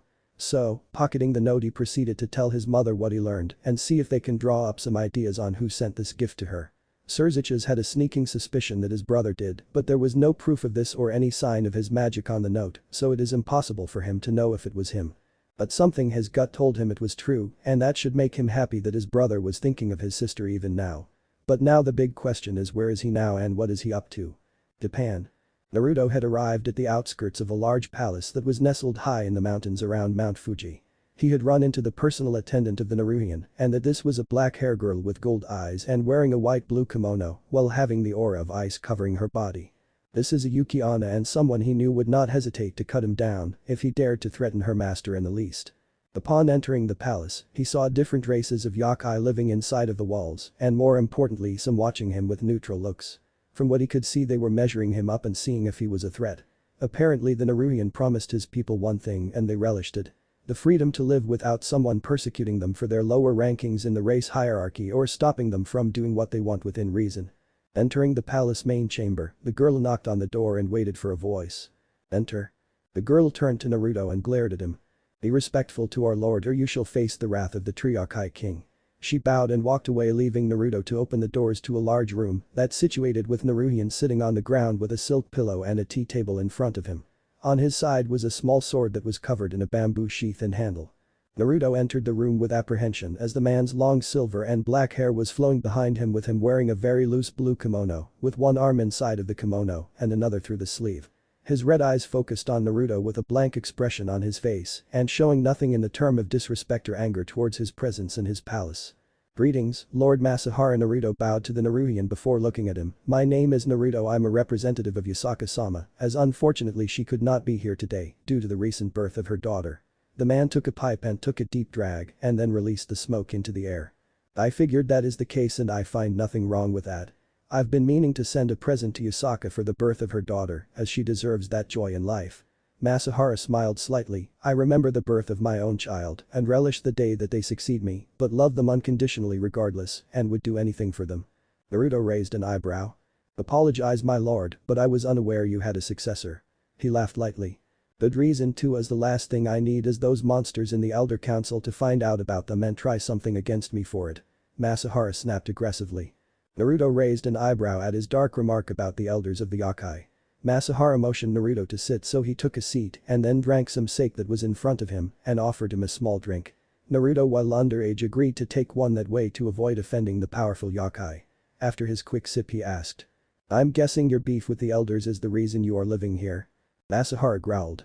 "Yes, those old fools dare to question my lineage. Just because I was born of an unknown Yokai family they stated I had no right to question them or rule alongside of the Inutaisha or Yasaka.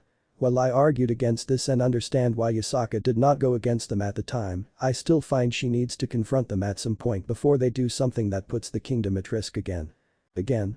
Naruhian sighed. The true cause of the Great Civil War was not what most would think. In fact, Yasaka's parents, while cruel to other Yokai and Yasaka, is a step in the right direction. The truth is that the power and influence behind the war was started by them. More in the sense they manipulated the people around them to torture the lower class Yokai in the hopes that this would start a war and then this would lead to the death of her parents. Their deaths gave them the perfect opportunity to mold Yasaka and establish their power in the kingdom. However, as you can see, many of the races disagreed with this and joined my side instead, and while I have no problem with the other generals or Yasaka herself, the elders are testing my patience lately." Masahara said before taking a deep breath and then reached for something besides him. He handed him a folder leading to Naruto, opening and seeing reports of attacks on his territory and the people that were living there. Many were deaths because of supporters of the elders, and the spies revealed that they ordered the hits. "While I'm not going to disturb the relative peace that is among our race, I'm warning you now." Masahara glared and flared his dark purple aura. "I will not stand for my people being attacked. Warn Yasaka, control the elders or I will do it myself." Naruto looked over the report and tucked the folder into his jacket. Naruto took one more drink of sake before staring the Yokai down. "I understand your rage and anger, and while I can't say I understand as a leader of a people and know the rage that comes from it, I know that yours is palpable. But let me give you a warning." He flared his aura at the man, and soon the floor started to shake, while his aura turned from the usual red to gold and tentacles coming out from the floorboard. "Threaten Yasaka, or the people I hold as my precious people, and I will make sure you die for it, bet on it." The two flared their auras against each other, with the Naruhian head having his hand on his sword and one arm ready to reach out and grab Naruto. Naruto had his fist tightened and ready to lash out if the situation called for it. Soon the auras faded and Masahara laughed. "Good to know there is someone there to watch over Yasaka other than that old dog family. Please be safe on your way home and beware, there is a vampire that is running around lately and she is not friendly to anyone that crosses her, okay?" Masahara warned the gremory. Naruto nodded his head and got to his feet before walking out of the main throne room and out of the palace. He began his walk home but soon felt something in the distance. "What the hell is that?" Dashing off quickly, he arrived at a nearby clearing where he sees at least 10 corpses of maybe vampires if the fangs and pointy ears are anything to go by. Standing in the middle of the corpses was someone he knew was a vampire, but this one was stronger than the others and he could tell she was almost as powerful as Grafia with her power just washing off her casually. The girl in question was wearing a long white dress that was covering down to her knees, pale white skin, dark red eyes with slits in them, light blonde hair that was set into 2 pigtails, and she had a very petite frame. "You there, who are you?" Looking at him, the girl frowned, sensing a devil behind, thinking he was another one that was coming to either kill her, capture her, or make her one of his servants. So, she was ready for him and ready for those two that were following her for a while to appear as well as she was sure they were nearby. "My name is Naruto, I'm only passing through, so pay no attention to me."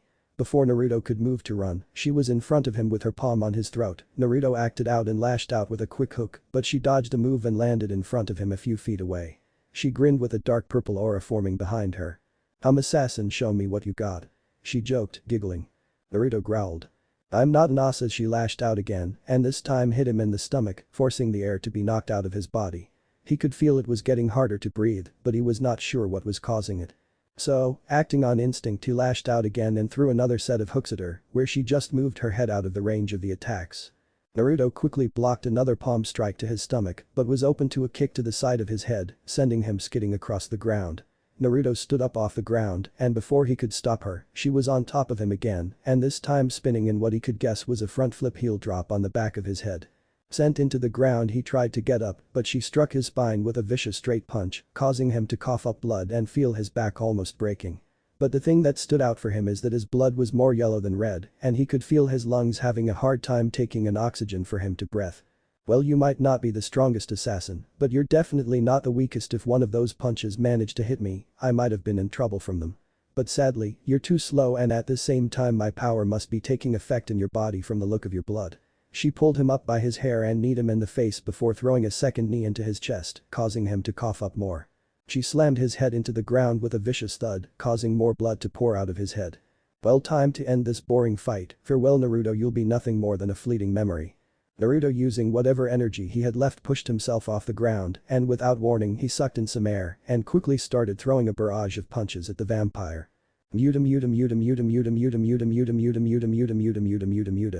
Naruto ended the barrage with a vicious straight punch to the face, sending her flying through the sky and landing on the ground with a thud, a single tooth landing beside her, as Naruto took several steps back as he tried to breathe. His body felt like it was Charlie horsing in every muscle, as his flesh started to become a reddish bluish with every second. With each breath he could feel nothing happening as his head started to spin. What did you do to me? He asked as he coughed up more while his vision blurring from the side of the woman sitting up and bleeding from her cheek and showing a vicious snarl. I was going to make your death quick, but now that you dare to dirty me, I'll kill you slowly. She charged at Naruto, but before she could reach him, she moved out of a sudden explosion that appeared in front of the teen, revealing an adult male, smoking a cigarette. The vampire growled. You. How dare you show up here? I thought I lost you in China, damn it. She shouted. The man standing in the smoke sighed. But grief, you really are annoying. He glared at the girl and said, I don't know who this and why you two are fighting, but I can tell he is fighting with everything he has, so that is more than enough for me to jump in to help him. He sucked in some air and soon his body turned into a purple figure with long black hair and charged at the vampire, who growled and glowed gold and jumped several feet away as a second newcomer appeared, this one with very pink skin with a strange white helmet above her, his fist hitting the ground where she stood previously before he stood up. They both attacked the vampire, who had an upset expression as she nimbly dodged their punches. I'm not going to bother fighting you humans, but I swear the next time we meet I'll kill all three of you. She said as she flew away while the newcomers turned human again. The older one sighed before turning to his other guy, who looked at the older guy. You sure that was a good idea letting her get away? The younger one asked, concerned as he watched the vampire disappear from his view. No, but at this time he needs our help more. The two looked at a near passed out Naruto who, despite being covered in disgusting yellow blood and barely being able to breathe, smiled seeing one of them even with his blurry vision with some kind of hairstyle. Nice hair man, wish mine did that. Naruto choked out, then passed out in a puddle of red and a nasty yellow blood, while the man next to the taller man said. See, my hair is great. But grief. Chapter end. Chapter 4. Naruto had a blistering headache, for some reason his mind was racing a mile a minute and he had no idea where he was. Looking up he saw he was staring at a ceiling and relaxing in a comfortable bed. Where am I? Sitting up he saw someone sitting next to him. This person had a pompadour and he was what looked like a black school uniform to go with his black hair. His black eyes looking at a magazine in his hands before seeing him awake. The man in question looked to be about 16 or 17 at the most. The thing he was most confident about this person that he was the man he saw before he passed out earlier. Oh, you're awake, he smiled at Naruto and stood up putting his hand on his head. Well, I can see you are fully healed at this point and your iron levels are back to normal. Naruto raised an eyebrow. This was high-level medical skills, so this guy definitely either knew what he was talking about or just pretended he did. Thanks for taking care of me. Naruto bowed his head to him and the man laughed while rubbing the back of his head. No problem, name's Josuke and me and my nephew were in the neighborhood. Nephew? The door opened and he saw another man walk into the room wearing purple uniform with stars decorating the outfit with a green color shirt underneath it, part 6. He is talking about me. Naruto's eyes shot out. Bullshit, there is no way you are his nephew. You look way older than him. Josuke laughed. Yeah, we get that. Jotaro sighed. You can blame my grandfather for this mess. He slept with someone a few years ago and thus had Josuke over there and no one knew about it for the longest time. Okay, but still weird. The man smiled slightly. Yeah, we get that a lot and honestly the old man is so much trouble it is almost more trouble to deal with him at times. I resent that brat. Entering the room was another buff man, but this one much older than the two previously. He had a grey beard and light skin while at the same time carrying an aura about him that showed experience, but also a cunning mind. Anyway, I'm glad our fellow user is okay now. Naruto raised an eyebrow at this. User? The older man looked at Josuke. Didn't you tell him anything? Josuke grunted. Hey, the guy just woke up. I didn't have enough time until you both walked into the room. Jotaro sighed. Well, what the old man means by user is that you have a rare gift like the three of us do. Jotaro turns himself into his purple humanoid body while Josuke turns into his pink one while Joseph grew some purple vines out of his sleeve. We call this power the virus, rare and unique powers that can appear in certain people and grant them great strength and talent. But it is more common in humans, so it is more likely to turn up in us than in other races, so it is a shock to see a devil inheriting a power that brings life instead of death. Naruto laughed.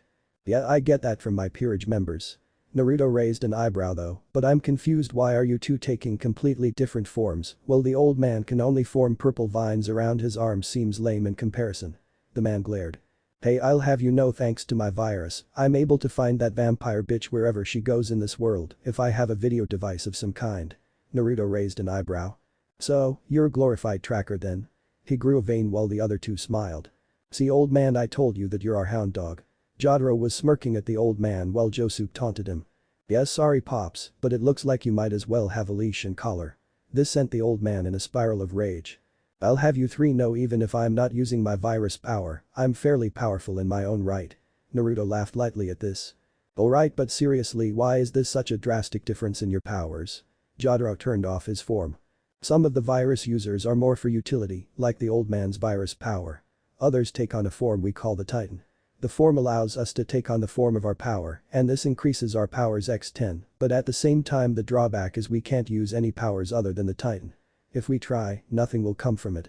I'm able to freeze time for a very short period of time and manipulate things to a certain extent. Naruto whistled. Damn, that is impressive. Josuke puffed his chest out. I can fix, heal, or mend anything that I touch or hit with my fist, while at the same time deciding how the damage can come out after I pierce something. While at the same time, I don't mean to brag, but I'm faster than my nephew is when it comes to striking. Jotaro rolled his eyes. Yeah, but your healing powers only work on others and not yourself, which means we have to cover your ass all the time. They soon got into a glaring contest, and Naruto sighed. Okay, staying on track. Are you guys saying that I possess this virus that you are talking about? Jotaro looked at him. Yes, the fact that you are able to create life with a striker thought is more than enough for us to believe that you really do possess this amazing gift. But at the flow of your aura we can tell you have a Titan form as well. Naruto raised an eyebrow. Really, then how do I bring it out? Josuke smiled, powering down. Well, the best way to draw out the power is to focus your willpower and try feel deep inside of yourself. Once you feel something unusual, then most times you can pull the power and it appears somewhere on your body, usually on a limb. Naruto nodded his head and closing his eyes, he started reaching deep into his mind and into his core. He found his magic, which was flowing normally and controlled, but then he sensed something else that was there and reached for it. The power felt out of control, and at the same time he could sense the power was denser. Reaching for it, he opened his eyes and saw his right arm is covered in some kind of golden arm. Well, look at that Jotaro, he is a prodigy. Yes, but he still can only do one arm, so he needs more practice. Naruto rubbed the back of his hand with the arm in question. Yes, so, where are we? The old man laughed. We are in the house of the Naruhian, and he is letting use his infirmary at this time. Okay, well, it is great and all, but I got to get back to Kyoto. Yasaka as probably the door slams open and the Yuki-onna from before came in with a panicking look. Naruto, Kyoto has been attacked. What? Yes, apparently some humans got into the city and starting causing a scene. Apparently your two peerage members managed to kill some of them and the Inutaisho and his brother got involved, but sadly, it seemed Yasaka was attacked. Worse, Kunu was kidnapped by the lead human believed to be her father, and the elders were forced to admit they let them into the city. What happened to the elders? The girl grimaced. They were slaughtered by Sessamaru apparently, furious that his goddaughter he was coming down to see was used as a pawn in some political game and sent away without knowing what was going to happen. Naruto got out of bed, dressed up in his previous outfit before turning to the old man. Can you use your power to find Kunu? The man thought it over for a minute and said. Maybe get me a camera and we'll try. But the humans. The leader of the human magician is a blonde-haired man with black eyes and he is wearing a black and blue wizard robe. He had his hair done up in a short ponytail, but his eyes were panicking. Never in his life did he think things would go this bad when he decided to go through with this plan. First, he found out that the woman he was seeing for a while was a yokai and not just any yokai, but she was the one that ruled over them in Kyoto, known as the Great Yusaka. If he had known that he would never have bothered sleeping or flirting with her. He absolutely hated yokai creatures and to find out that she was carrying his child made him disgusted. All yokai in his mind were the same, monsters that killed and ate humans for their own selfish pride and because it is the norm for them. Second, he heard from another yokai who was an elder with the Kyoto faction and supposedly the entire council's head, wanting to talk to him. He told him about the child and how that she was born with a unique aura around her and they wanted to get rid of her as much as he did.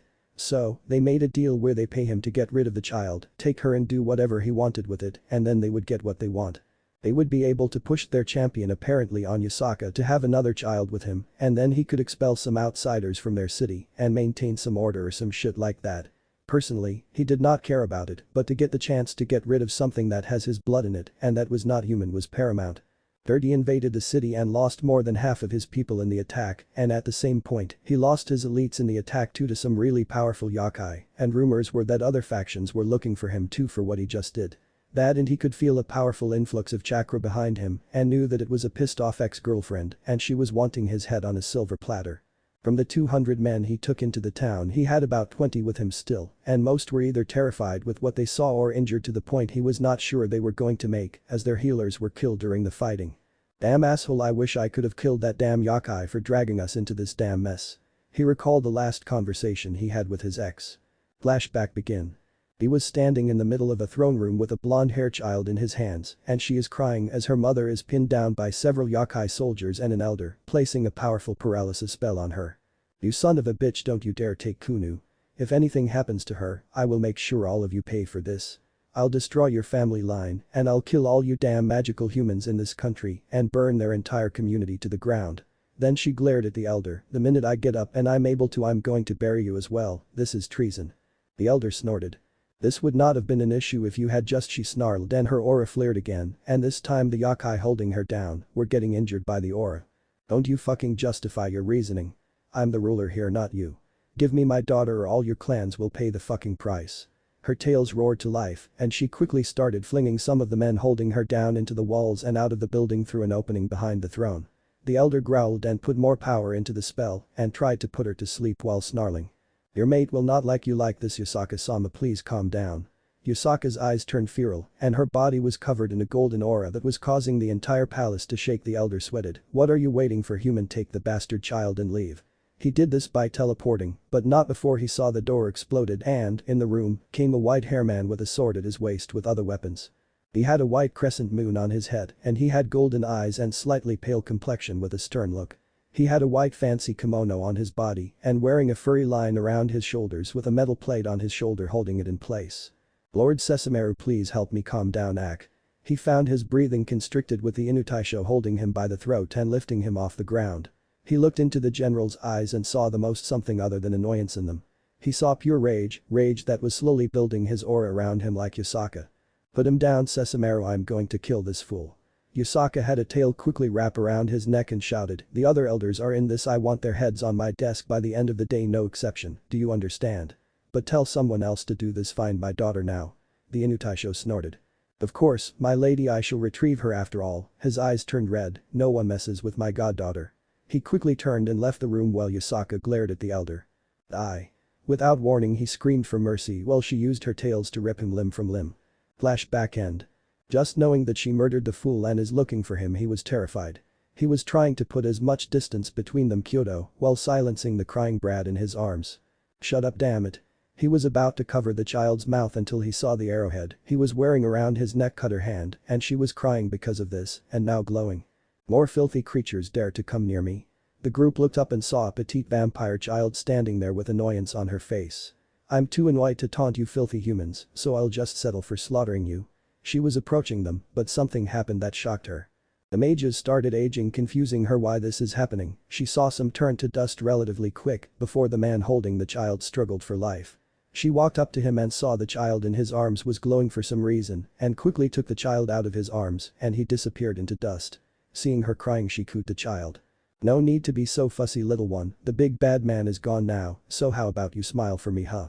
She made funny faces and soon the child was looking at the stranger in confusion before laughing at her. In time Kunu reached for the giant ruby necklace that was around her neck when it was in almost grabbing range, but Mina pulled it away from her. "No, no sweetie, it is pointy and sharp, I can't have you sucking on that dear." The child looked like she was going to cry again, but Mina just made some more funny faces and she laughed at this. In time, Mina saw something in the ashes and saw it was an old-looking arrowhead and that it had some blood on it. What the hell?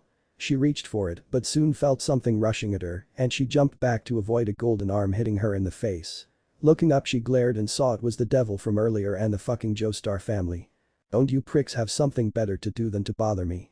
Naruto narrowed his eyes and covered his arms in gold, again giving them a slim-built frame look. "Give up Kunu this instant." She smiled. "Why should I? Just because you said the name of the child means nothing, devil scum." Naruto glared and charged her again and this time she avoided by going under him. "Seems you don't care for the kid that much, do you huh?" Before she could move to dodge another strike, she found her arms empty and saw that the child was no longer in her arms, but she was covered in some purple vines. "What the hell is?" Naruto slammed her in the face with a vicious punch, sending her head back and knocking out another fang from her mouth. "Got her kid." Joseph was holding the baby in his arms who was looking at the scene in confusion while he kept his purple hermit locked on her. "Why don't you taste some of this vampire scum?" Sunlight overdrive. From this a golden aura went through the purple hermit and in time it penetrated deeply into her body and sent her screaming. "Thanks Joseph, give Kunu to Josuke, that way we can fight her." He nodded his head and gave the child to the teen who just held the child close to himself. It was slightly funny to them that she was pulling on his hair and he was doing his best to not get mad at her for it. Jotaro took a deep breath and turned into his Titan state. "Aura." He threw several punches and she was able to fly away before another shot of the sunlight hit her. "This is starting to piss me off." She quickly sent a bolt of lightning through purple hermit but it was removed before it can reach the old man. "Naruto. Get her." Naruto rushed at her covered in his golden aura and within seconds was hitting her in the stomach with a barrage of golden enhanced strikes. Jotaro jumped up there just as quick and started throwing his own strikes. Muta muta muta muta muta muta muta. Aura. Both unleashing powerful strikes on her while the rest of the search party had found them with Sessamaru leading the group of Alicia and Kyoka and his brother Inuyasha. Mina growled from the attacks that she finally lashed out with a powerful strike to Jotaro, but he blocked the first shot until he found her kicking him in the crotch. This caused him to grunt but not display the pain he was feeling. Naruto missed his next strike and she quickly flung him to the ground, causing an explosion. Jotaro growled and rushed her again, but she was dodging the strikes before lashing out with her own, causing him to feel his body getting weaker and weaker as time is going on. Naruto growled and soon felt his energy spiking, but flew at Mina this time with his legs and arms all being covered in a golden exoskeleton. He started throwing more and more strikes at her, but she was doing her best to dodge the attacks while focusing on her own aura allowing her to fly. Shit, I knew one of them was trouble, but now that this kid is getting better at using his powers and this asshole is here, I don't know if I can win. Got to knock one of them out and the big guy is going down last. She turned to Naruto and slammed her palm into his throat and this forced him to choke, but then he spit up blood that was turning yellow again. But this time it came with some razor blades coming out of his mouth. "Tough luck kid, now do me a favor and die." She kicked him back down while he is choking on more razor blades coming out of his mouth. His vision blurring and seeing his peerage and the crying Kunu made him want to fight harder while hearing Jotaro shout. "You bitch." He could see him charging her and forcing her back, but soon his vision was covered in darkness. Am I dead? Not exactly. Turning his head, he saw a golden figure with a helmet and purple eyes looking at him with a very slim but muscular figure. "Who are you?" The being smiled at him before rushing to him and soon covering him a bright light. "You're so much like me." Behind the light he saw a blonde hair man with a ladybug brooch and a purple outfit sitting in the distance. "You want to change things and willing to do anything, even if it means turning against those that you once held close. Continue on this path, golden experience will now guide you to greater power." "Wait, who are you?" The man smiled. "I'm the man that tells you, you're my legacy, go forth and show the world the power of the Devil Star." He struck an odd pose and soon he was covered in the bright light and Naruto felt more invigorated. "Naruto-kun, get up." Looking up he saw Alicia was looking him over while Josuke was healing him. "And, you can't die on me now, I already healed you once and that means you owe me not to die." Naruto smiled. "You're right."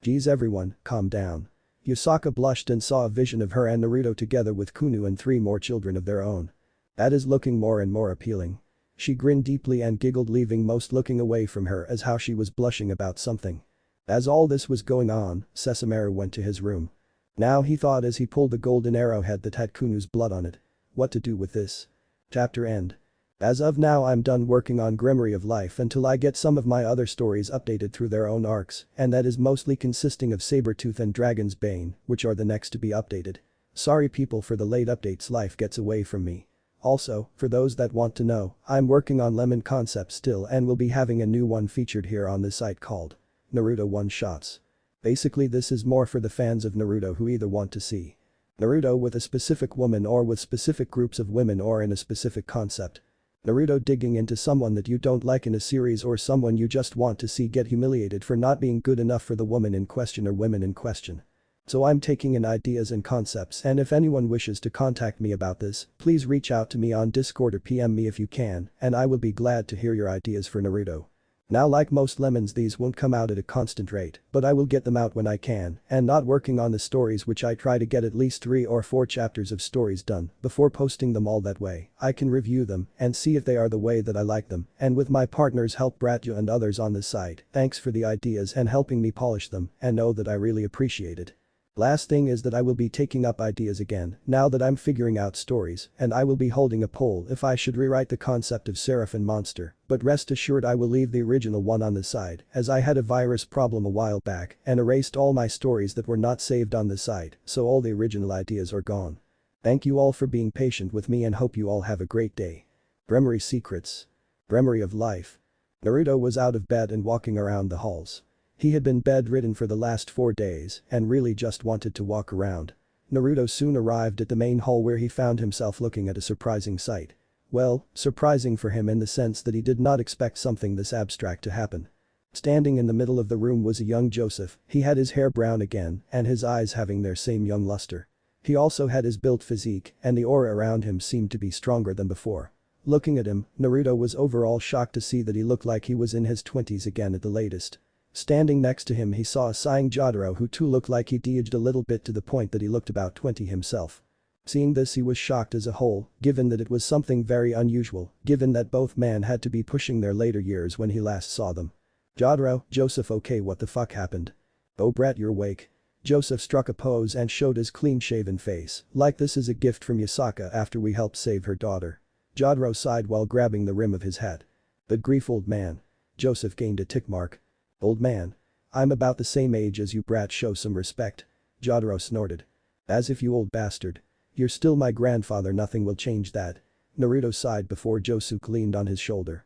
Trust me, they've been doing this all day. Naruto nodded his head, so how you feeling today? Naruto smiled. Better, I mean my injuries are gone and I feel at 100% again. Joseph smiled. Great, listen, there is something. Naruto got distracted feeling something grabbing his pants. Looking down his white slacks he saw Kunu sitting there on the floor holding her tiny arms out. N.A. Naruto smiled, picking up the little girl. Where did you come from, Kunu? She smiled and clapped her tiny hands at him, talking to her. But then a voice shouted. Where's my daughter, you stupid dog? I swear I don't. A thump was heard in the distance before he saw Yusaka stomping his way with a look of fury on her face. Stupid dog, I swear he is sometimes so useless that it makes me wonder why his faith. Soon she had her eyes locked on Naruto in his usual outfit and Kunu in his arms. She didn't know it, she swore her daughter had a smug smile on her face for being there first. Hey Yusaka-chan. Sorry, it seemed she snuck off from you and Sesshomaru. She sighed and smiled. Yeah, that seems to happen a lot nowadays. Honestly, I'm just surprised she got here. Why? She was in a high crib, meaning she would have to find a way to get out of the crib, climb down, and then crawl all the way to you without either of us seeing her while we are in the same room. Naruto raised an eyebrow and looked back at the baby who tilted her head. This was one strange child for sure. Well, regardless, she is here and I have some stuff to ask the Joestars. Joseph and Jotaro turned to Naruto. What is it, kid? Naruto looked at the young elder Joestar and cringed.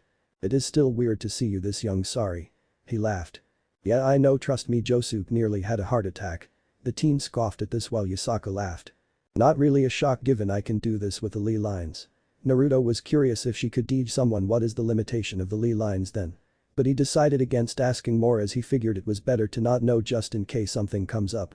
So back to the question I have, what the hell is the deal with that vampire and why are you guys hunting her? Joseph frowned and sighed while Jotaro and Josuke turned away. Truth be told, it is a bit of a story itself, so we best get comfortable. After a few minutes, everyone took a seat in the meeting room that Yusaka used, with her feeding Kunu and Sessamaru standing there with his arms crossed and a lump on his head glowing red. Inuyasha, his brother, had on his traditional red hakama and white hair and gold eyes. But the difference is that he had a lump on his head too, with a brown and white ear, and tail dog woman sat next to him with a neutral expression. So? Joseph sighed. Look, what I'm about to tell you is the history of what we call the first civilization. First civilization? Sessamaru was confused by this term. Yes, well, there might have been others. Ours is the only one that managed to survive, with records telling of our time. From the earliest history, our people formed a large civilization that had stood against many other human kingdoms. However, there was the case that everyone living there had a virus of their own to use. So it was nothing but a kingdom of virus users. He nodded his head. Yes, there was 5 families that ruled over all of them though. Our family, the Joestars, were one, and another family was the Zeppeli family, and the Brando family stood at the top. The Brando family had the strongest connection to the people, so they ruled as almost a monarch. But we still had a voice and things were relatively peaceful, minus encounters with immortal races and vampires. We learned that the best way to combat them was to use Heimin, which was life energy. His hand cackled with power, and he even had his breathing specialized at this point. Interesting, as I'm guessing. Sessamaru looked at the power with intrigue. Any living race can learn this power. He nodded his head. Yes, as of now I'm one of the last users of this power, and honestly I've tried to teach my grandson and son, but they have no patience for it. Yeah, I'm comfortable with my Titan power. Same. He grunted, but Naruto was intrigued. Is it possible for me to learn? I mean, I'm a devil, but I'm not sure a dark being like me could learn it. He smiled. We'll start lessons soon and see. He then frowned. However, what you should know is that the reason for the fall of the civilization has to do with one man. His name, he sweated and then stood up shouting, is Dio Brando, and that son of a bitch killed millions of people and is responsible for giving vampires amazing bloodlines and powers. Naruto's eyes shot open widely, and so did everyone else at the table. What, I thought vampires were powerful already. He shook his head. No, Yusaka-sama, well, true vampires today are extremely powerful, that only changed after Dio somehow turned into one of them. Worse, he started breeding with their kind and creating more and more vampires to serve his desires. I see. Yusaka was worried about the implications of this. Does this mean that more of his bloodline are running around? Jotaro sighed. Well, we are sure there are more. We are sure that most are not dangers in the sense of Dio. After all, he was killed by our founder Jonathan ages ago, and his body discarded thanks to Dio's human son. Naruto's eyes widened as he felt something from this comment. Something like a connection or something akin to it. This human son, what is his story? Jotaro sighed while Joseph interrupted. Truth be told, we don't know much about him. From what we gathered, he was born of Dio's bloodline as the last of his children. But due to his power and his bloodline, apparently he gained the strength to defy all possibilities and become almost godlike. But he frowned about what his father was doing, and after his death destroyed his body completely. I see. Naruto wondered if that blonde man he saw was the same thing. After his death, the civilization was hit heavily angels for some reason, and this led to most of the people killed due to it. This sparked a great conflict leading to the Great War, from what I gathered. Our ancestor and many others survived the excursion, but the human son of Dio, it is a mystery. Okay, that explains the origins, but what does that have to do with the vampire in question? I mean, is she a descendant of Dio? Joseph growled. She is, and we thought originally that it was her that became Dio, but we are starting to doubt it. Sessamaru's eyes went wide and Inuyasha shouted. Wait, old man, are you saying that this Dio guy is still out there? In spirit, yes. Apparently, from what I can gather, is that thanks to his bloodline, he can be reborn into this world. However, it is only found in vampires, and all the powers that Dio had are the same for each reincarnation. Meaning they would have the power of the Titan he called the world. The world? Naruto thought it seemed a little gaudy for his taste. Yeah, the world works very similar to Jotaro's stand, which allows him to control time. However, it is said that Dio mastered the stand to the point that he could freeze time for about 10 seconds, but that is it. From there he could do anything he wanted to someone during this time, even killing them, and then unfreezing time, making the damage even more damning. Interesting. Naruto looked pensively. But Mina did not do that from what I could see. Yes, Jotaro sighed, we think that she is a descendant, but not the one that becomes Dio. Given that Dio has certain criterias that he needs met. What are they? Josuke held up 3 fingers. First, the person has to be weak-willed, meaning they have to be mentally easy to control for Dio. Mina is too proud and too strong for that to happen. Second, Dio would have the world. It does not matter how many times he is reincarnated, it is always the world. Mina seems to have a virus power related to more iron manipulations. I see, so that's what happened to me. What is the third one? Dio retains all memories from his other bodies. This Mina so far only knows us from our encounters since we started hunting her, so we now assume she is not him. Interesting. Well, our best bet is to leave her alone. The last thing we need is more trouble from her. Joseph slammed his fist on the table. Like hell I will, that bitch needs to be stopped. She killed. He stopped talking and walked out of the room with a brisk pace. Is that something we should be concerned about? Sesamare was all for fighting the vampire if she returned, but he would not bring her to the capital if he could avoid it, even if he had to fight the human. Don't worry, Jotaro stood up and walked out of the room. I'll make sure the old doesn't do anything rash. What Mina did left him resentful and angry, so it is something he will have to tell you in time. Jotaro walked out of the room with Josuke sighing. Anyway, going on to other things, with Mina gone we have time to train up and be ready. Sessamaru pulled out something from his pocket. We are also studying this. The room focused on the bloody tip arrow with etched into the arrow. I found this after the fight and it seems to have Kunu's blood on it. Naturally I was suspicious given that we could not find remains of the humans in the area, but there is evidence they died there. Naruto raised an eyebrow and saw Kunu looking at him while still sucking on her mother's tit. I see. Well, when you have the chance let us know what you find out about it. He nodded his head to this, then he, his brother, and the woman left the room. Naruto looked at Yusaka. If you'll excuse me, Yusaka-chan, I would like to get some exercise in today before dinner. She nodded her head. That's fine, we'll see you then. Naruto and Josuke left the room. We're walking down the hall in silence. Naruto looked at the teen. Is there something you wanted to ask me earlier? He looked at Naruto and with a sheepish expression. Yeah, I was wondering if you wouldn't mind me and your peerage. Naruto raised an eyebrow and knew this would be interesting. I'm Skip. Surzuch was annoyed, his father was stonewalling him. He had asked him about the marriage contract and why he was so insistent on having it. But the man refused to talk to him about it, claiming that it was a clan matter now and he was not of the clan anymore. While true in a sense of title he was still his son, so as Ria's brother, he should have some say in the matter. However, that is not the only thing that bothered him, given that Naruto was another subject he refused to talk about. More, he had written him out of their lives, removing all pictures, artwork, and stuff that is even related to Naruto and moved it elsewhere. Surzuch took the material as when he found he was packing them in the basement he was furious. Naruto still was his brother, reasons for leaving be damned. When confronted about why he was wanting to erase Naruto from their lives, that was another thing he would not speak about. More, he told him to mind his own damn business and manage the underworld while he worries about the family. Surzuch had continued pushing, but he lashed out and this led to the two of them fighting with him, almost killing his father. Seeing the man's eyes he saw something akin to fear in them.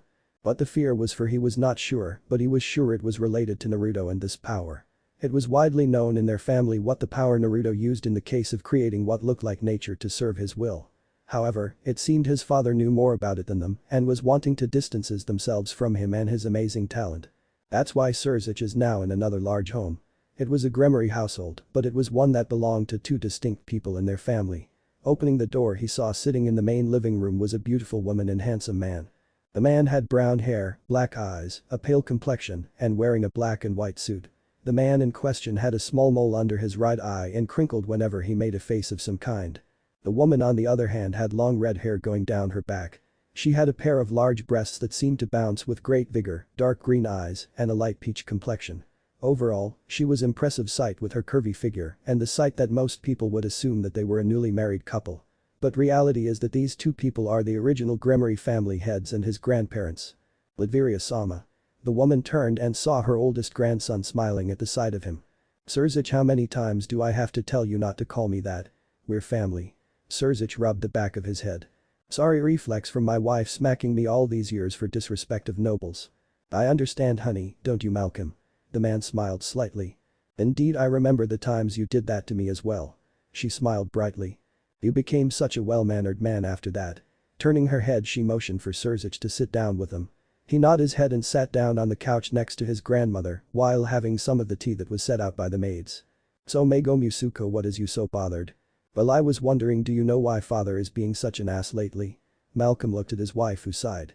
I'm afraid this is something that steams to his grandparents and your great-grandparents. How so? She frowned and Malcolm stood up. Excuse me, I remember there is some paperwork that I have to take care of. Please excuse me.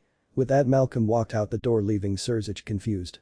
Most people don't know this, but there is something that happened to our family that has filled your father with shame. What is it? She frowned.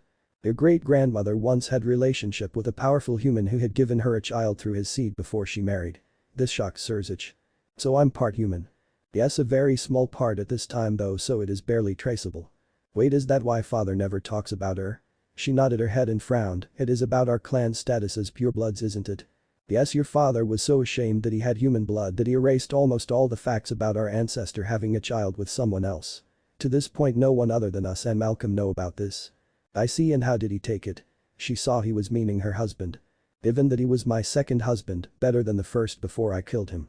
Surzich grimaced. Yeah, he heard about the infamous Gremory massacre. Apparently his grandmother was courted by another man years ago, but after they married he started fooling around with other women in the clan and other clans.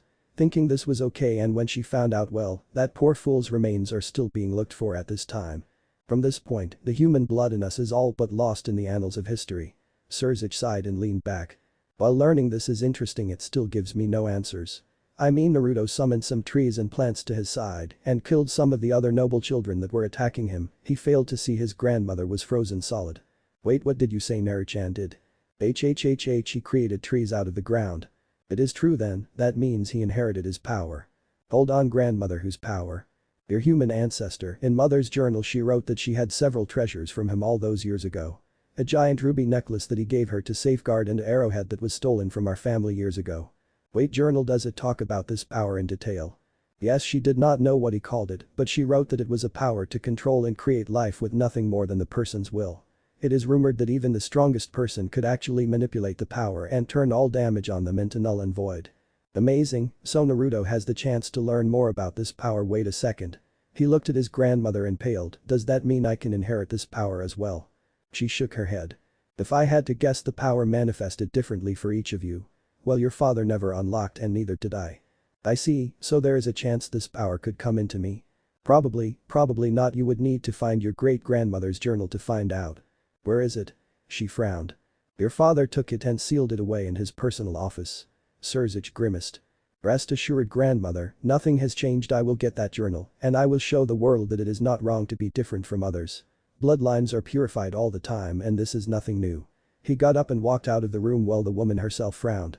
That is not what terrifies me. If Naruto inherited this power, how did it manifest in you too? Well, your true form and manipulation of the power of destruction might be that power in play there. But what could Rias have if she is forced to learn about this power? At the Gremory estate, Rias is playing hide and seek with Sona and Akeno, who has become her new queen after getting her peerage set recently. She had known where they were going to be, so she ran off and quickly found them, upsetting them. They lost again. How did you find us, Rias? Yeah, I mean, we hid in places we were not supposed to be. Rias tilted her head. I'm not sure, I just knew you guys would be there. Turning her head, Seraphol should appear at my right in 3, 2, 1. In a bright blue flash came Seraphol Leviathan in her magical girl outfit. Greetings, I'm betting you guys. Rias predicted you were coming, sister. How is that possible? Rias smiled at her. I'm not sure, I just was able to see you coming. Lord Gremory was watching this and narrowed his eyes when he saw something shifting on his daughter's forehead before disappearing. That damn bloodline was becoming a problem, but he was going to make sure it does not come out with his daughter. Naruto needs to be dealt with soon.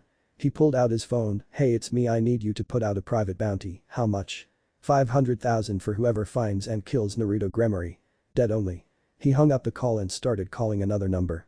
Ajuka, I need a favor and keep this from Surzich. What if Naruto Gremory in high school DxD end here, and thanks for watching my video till the end.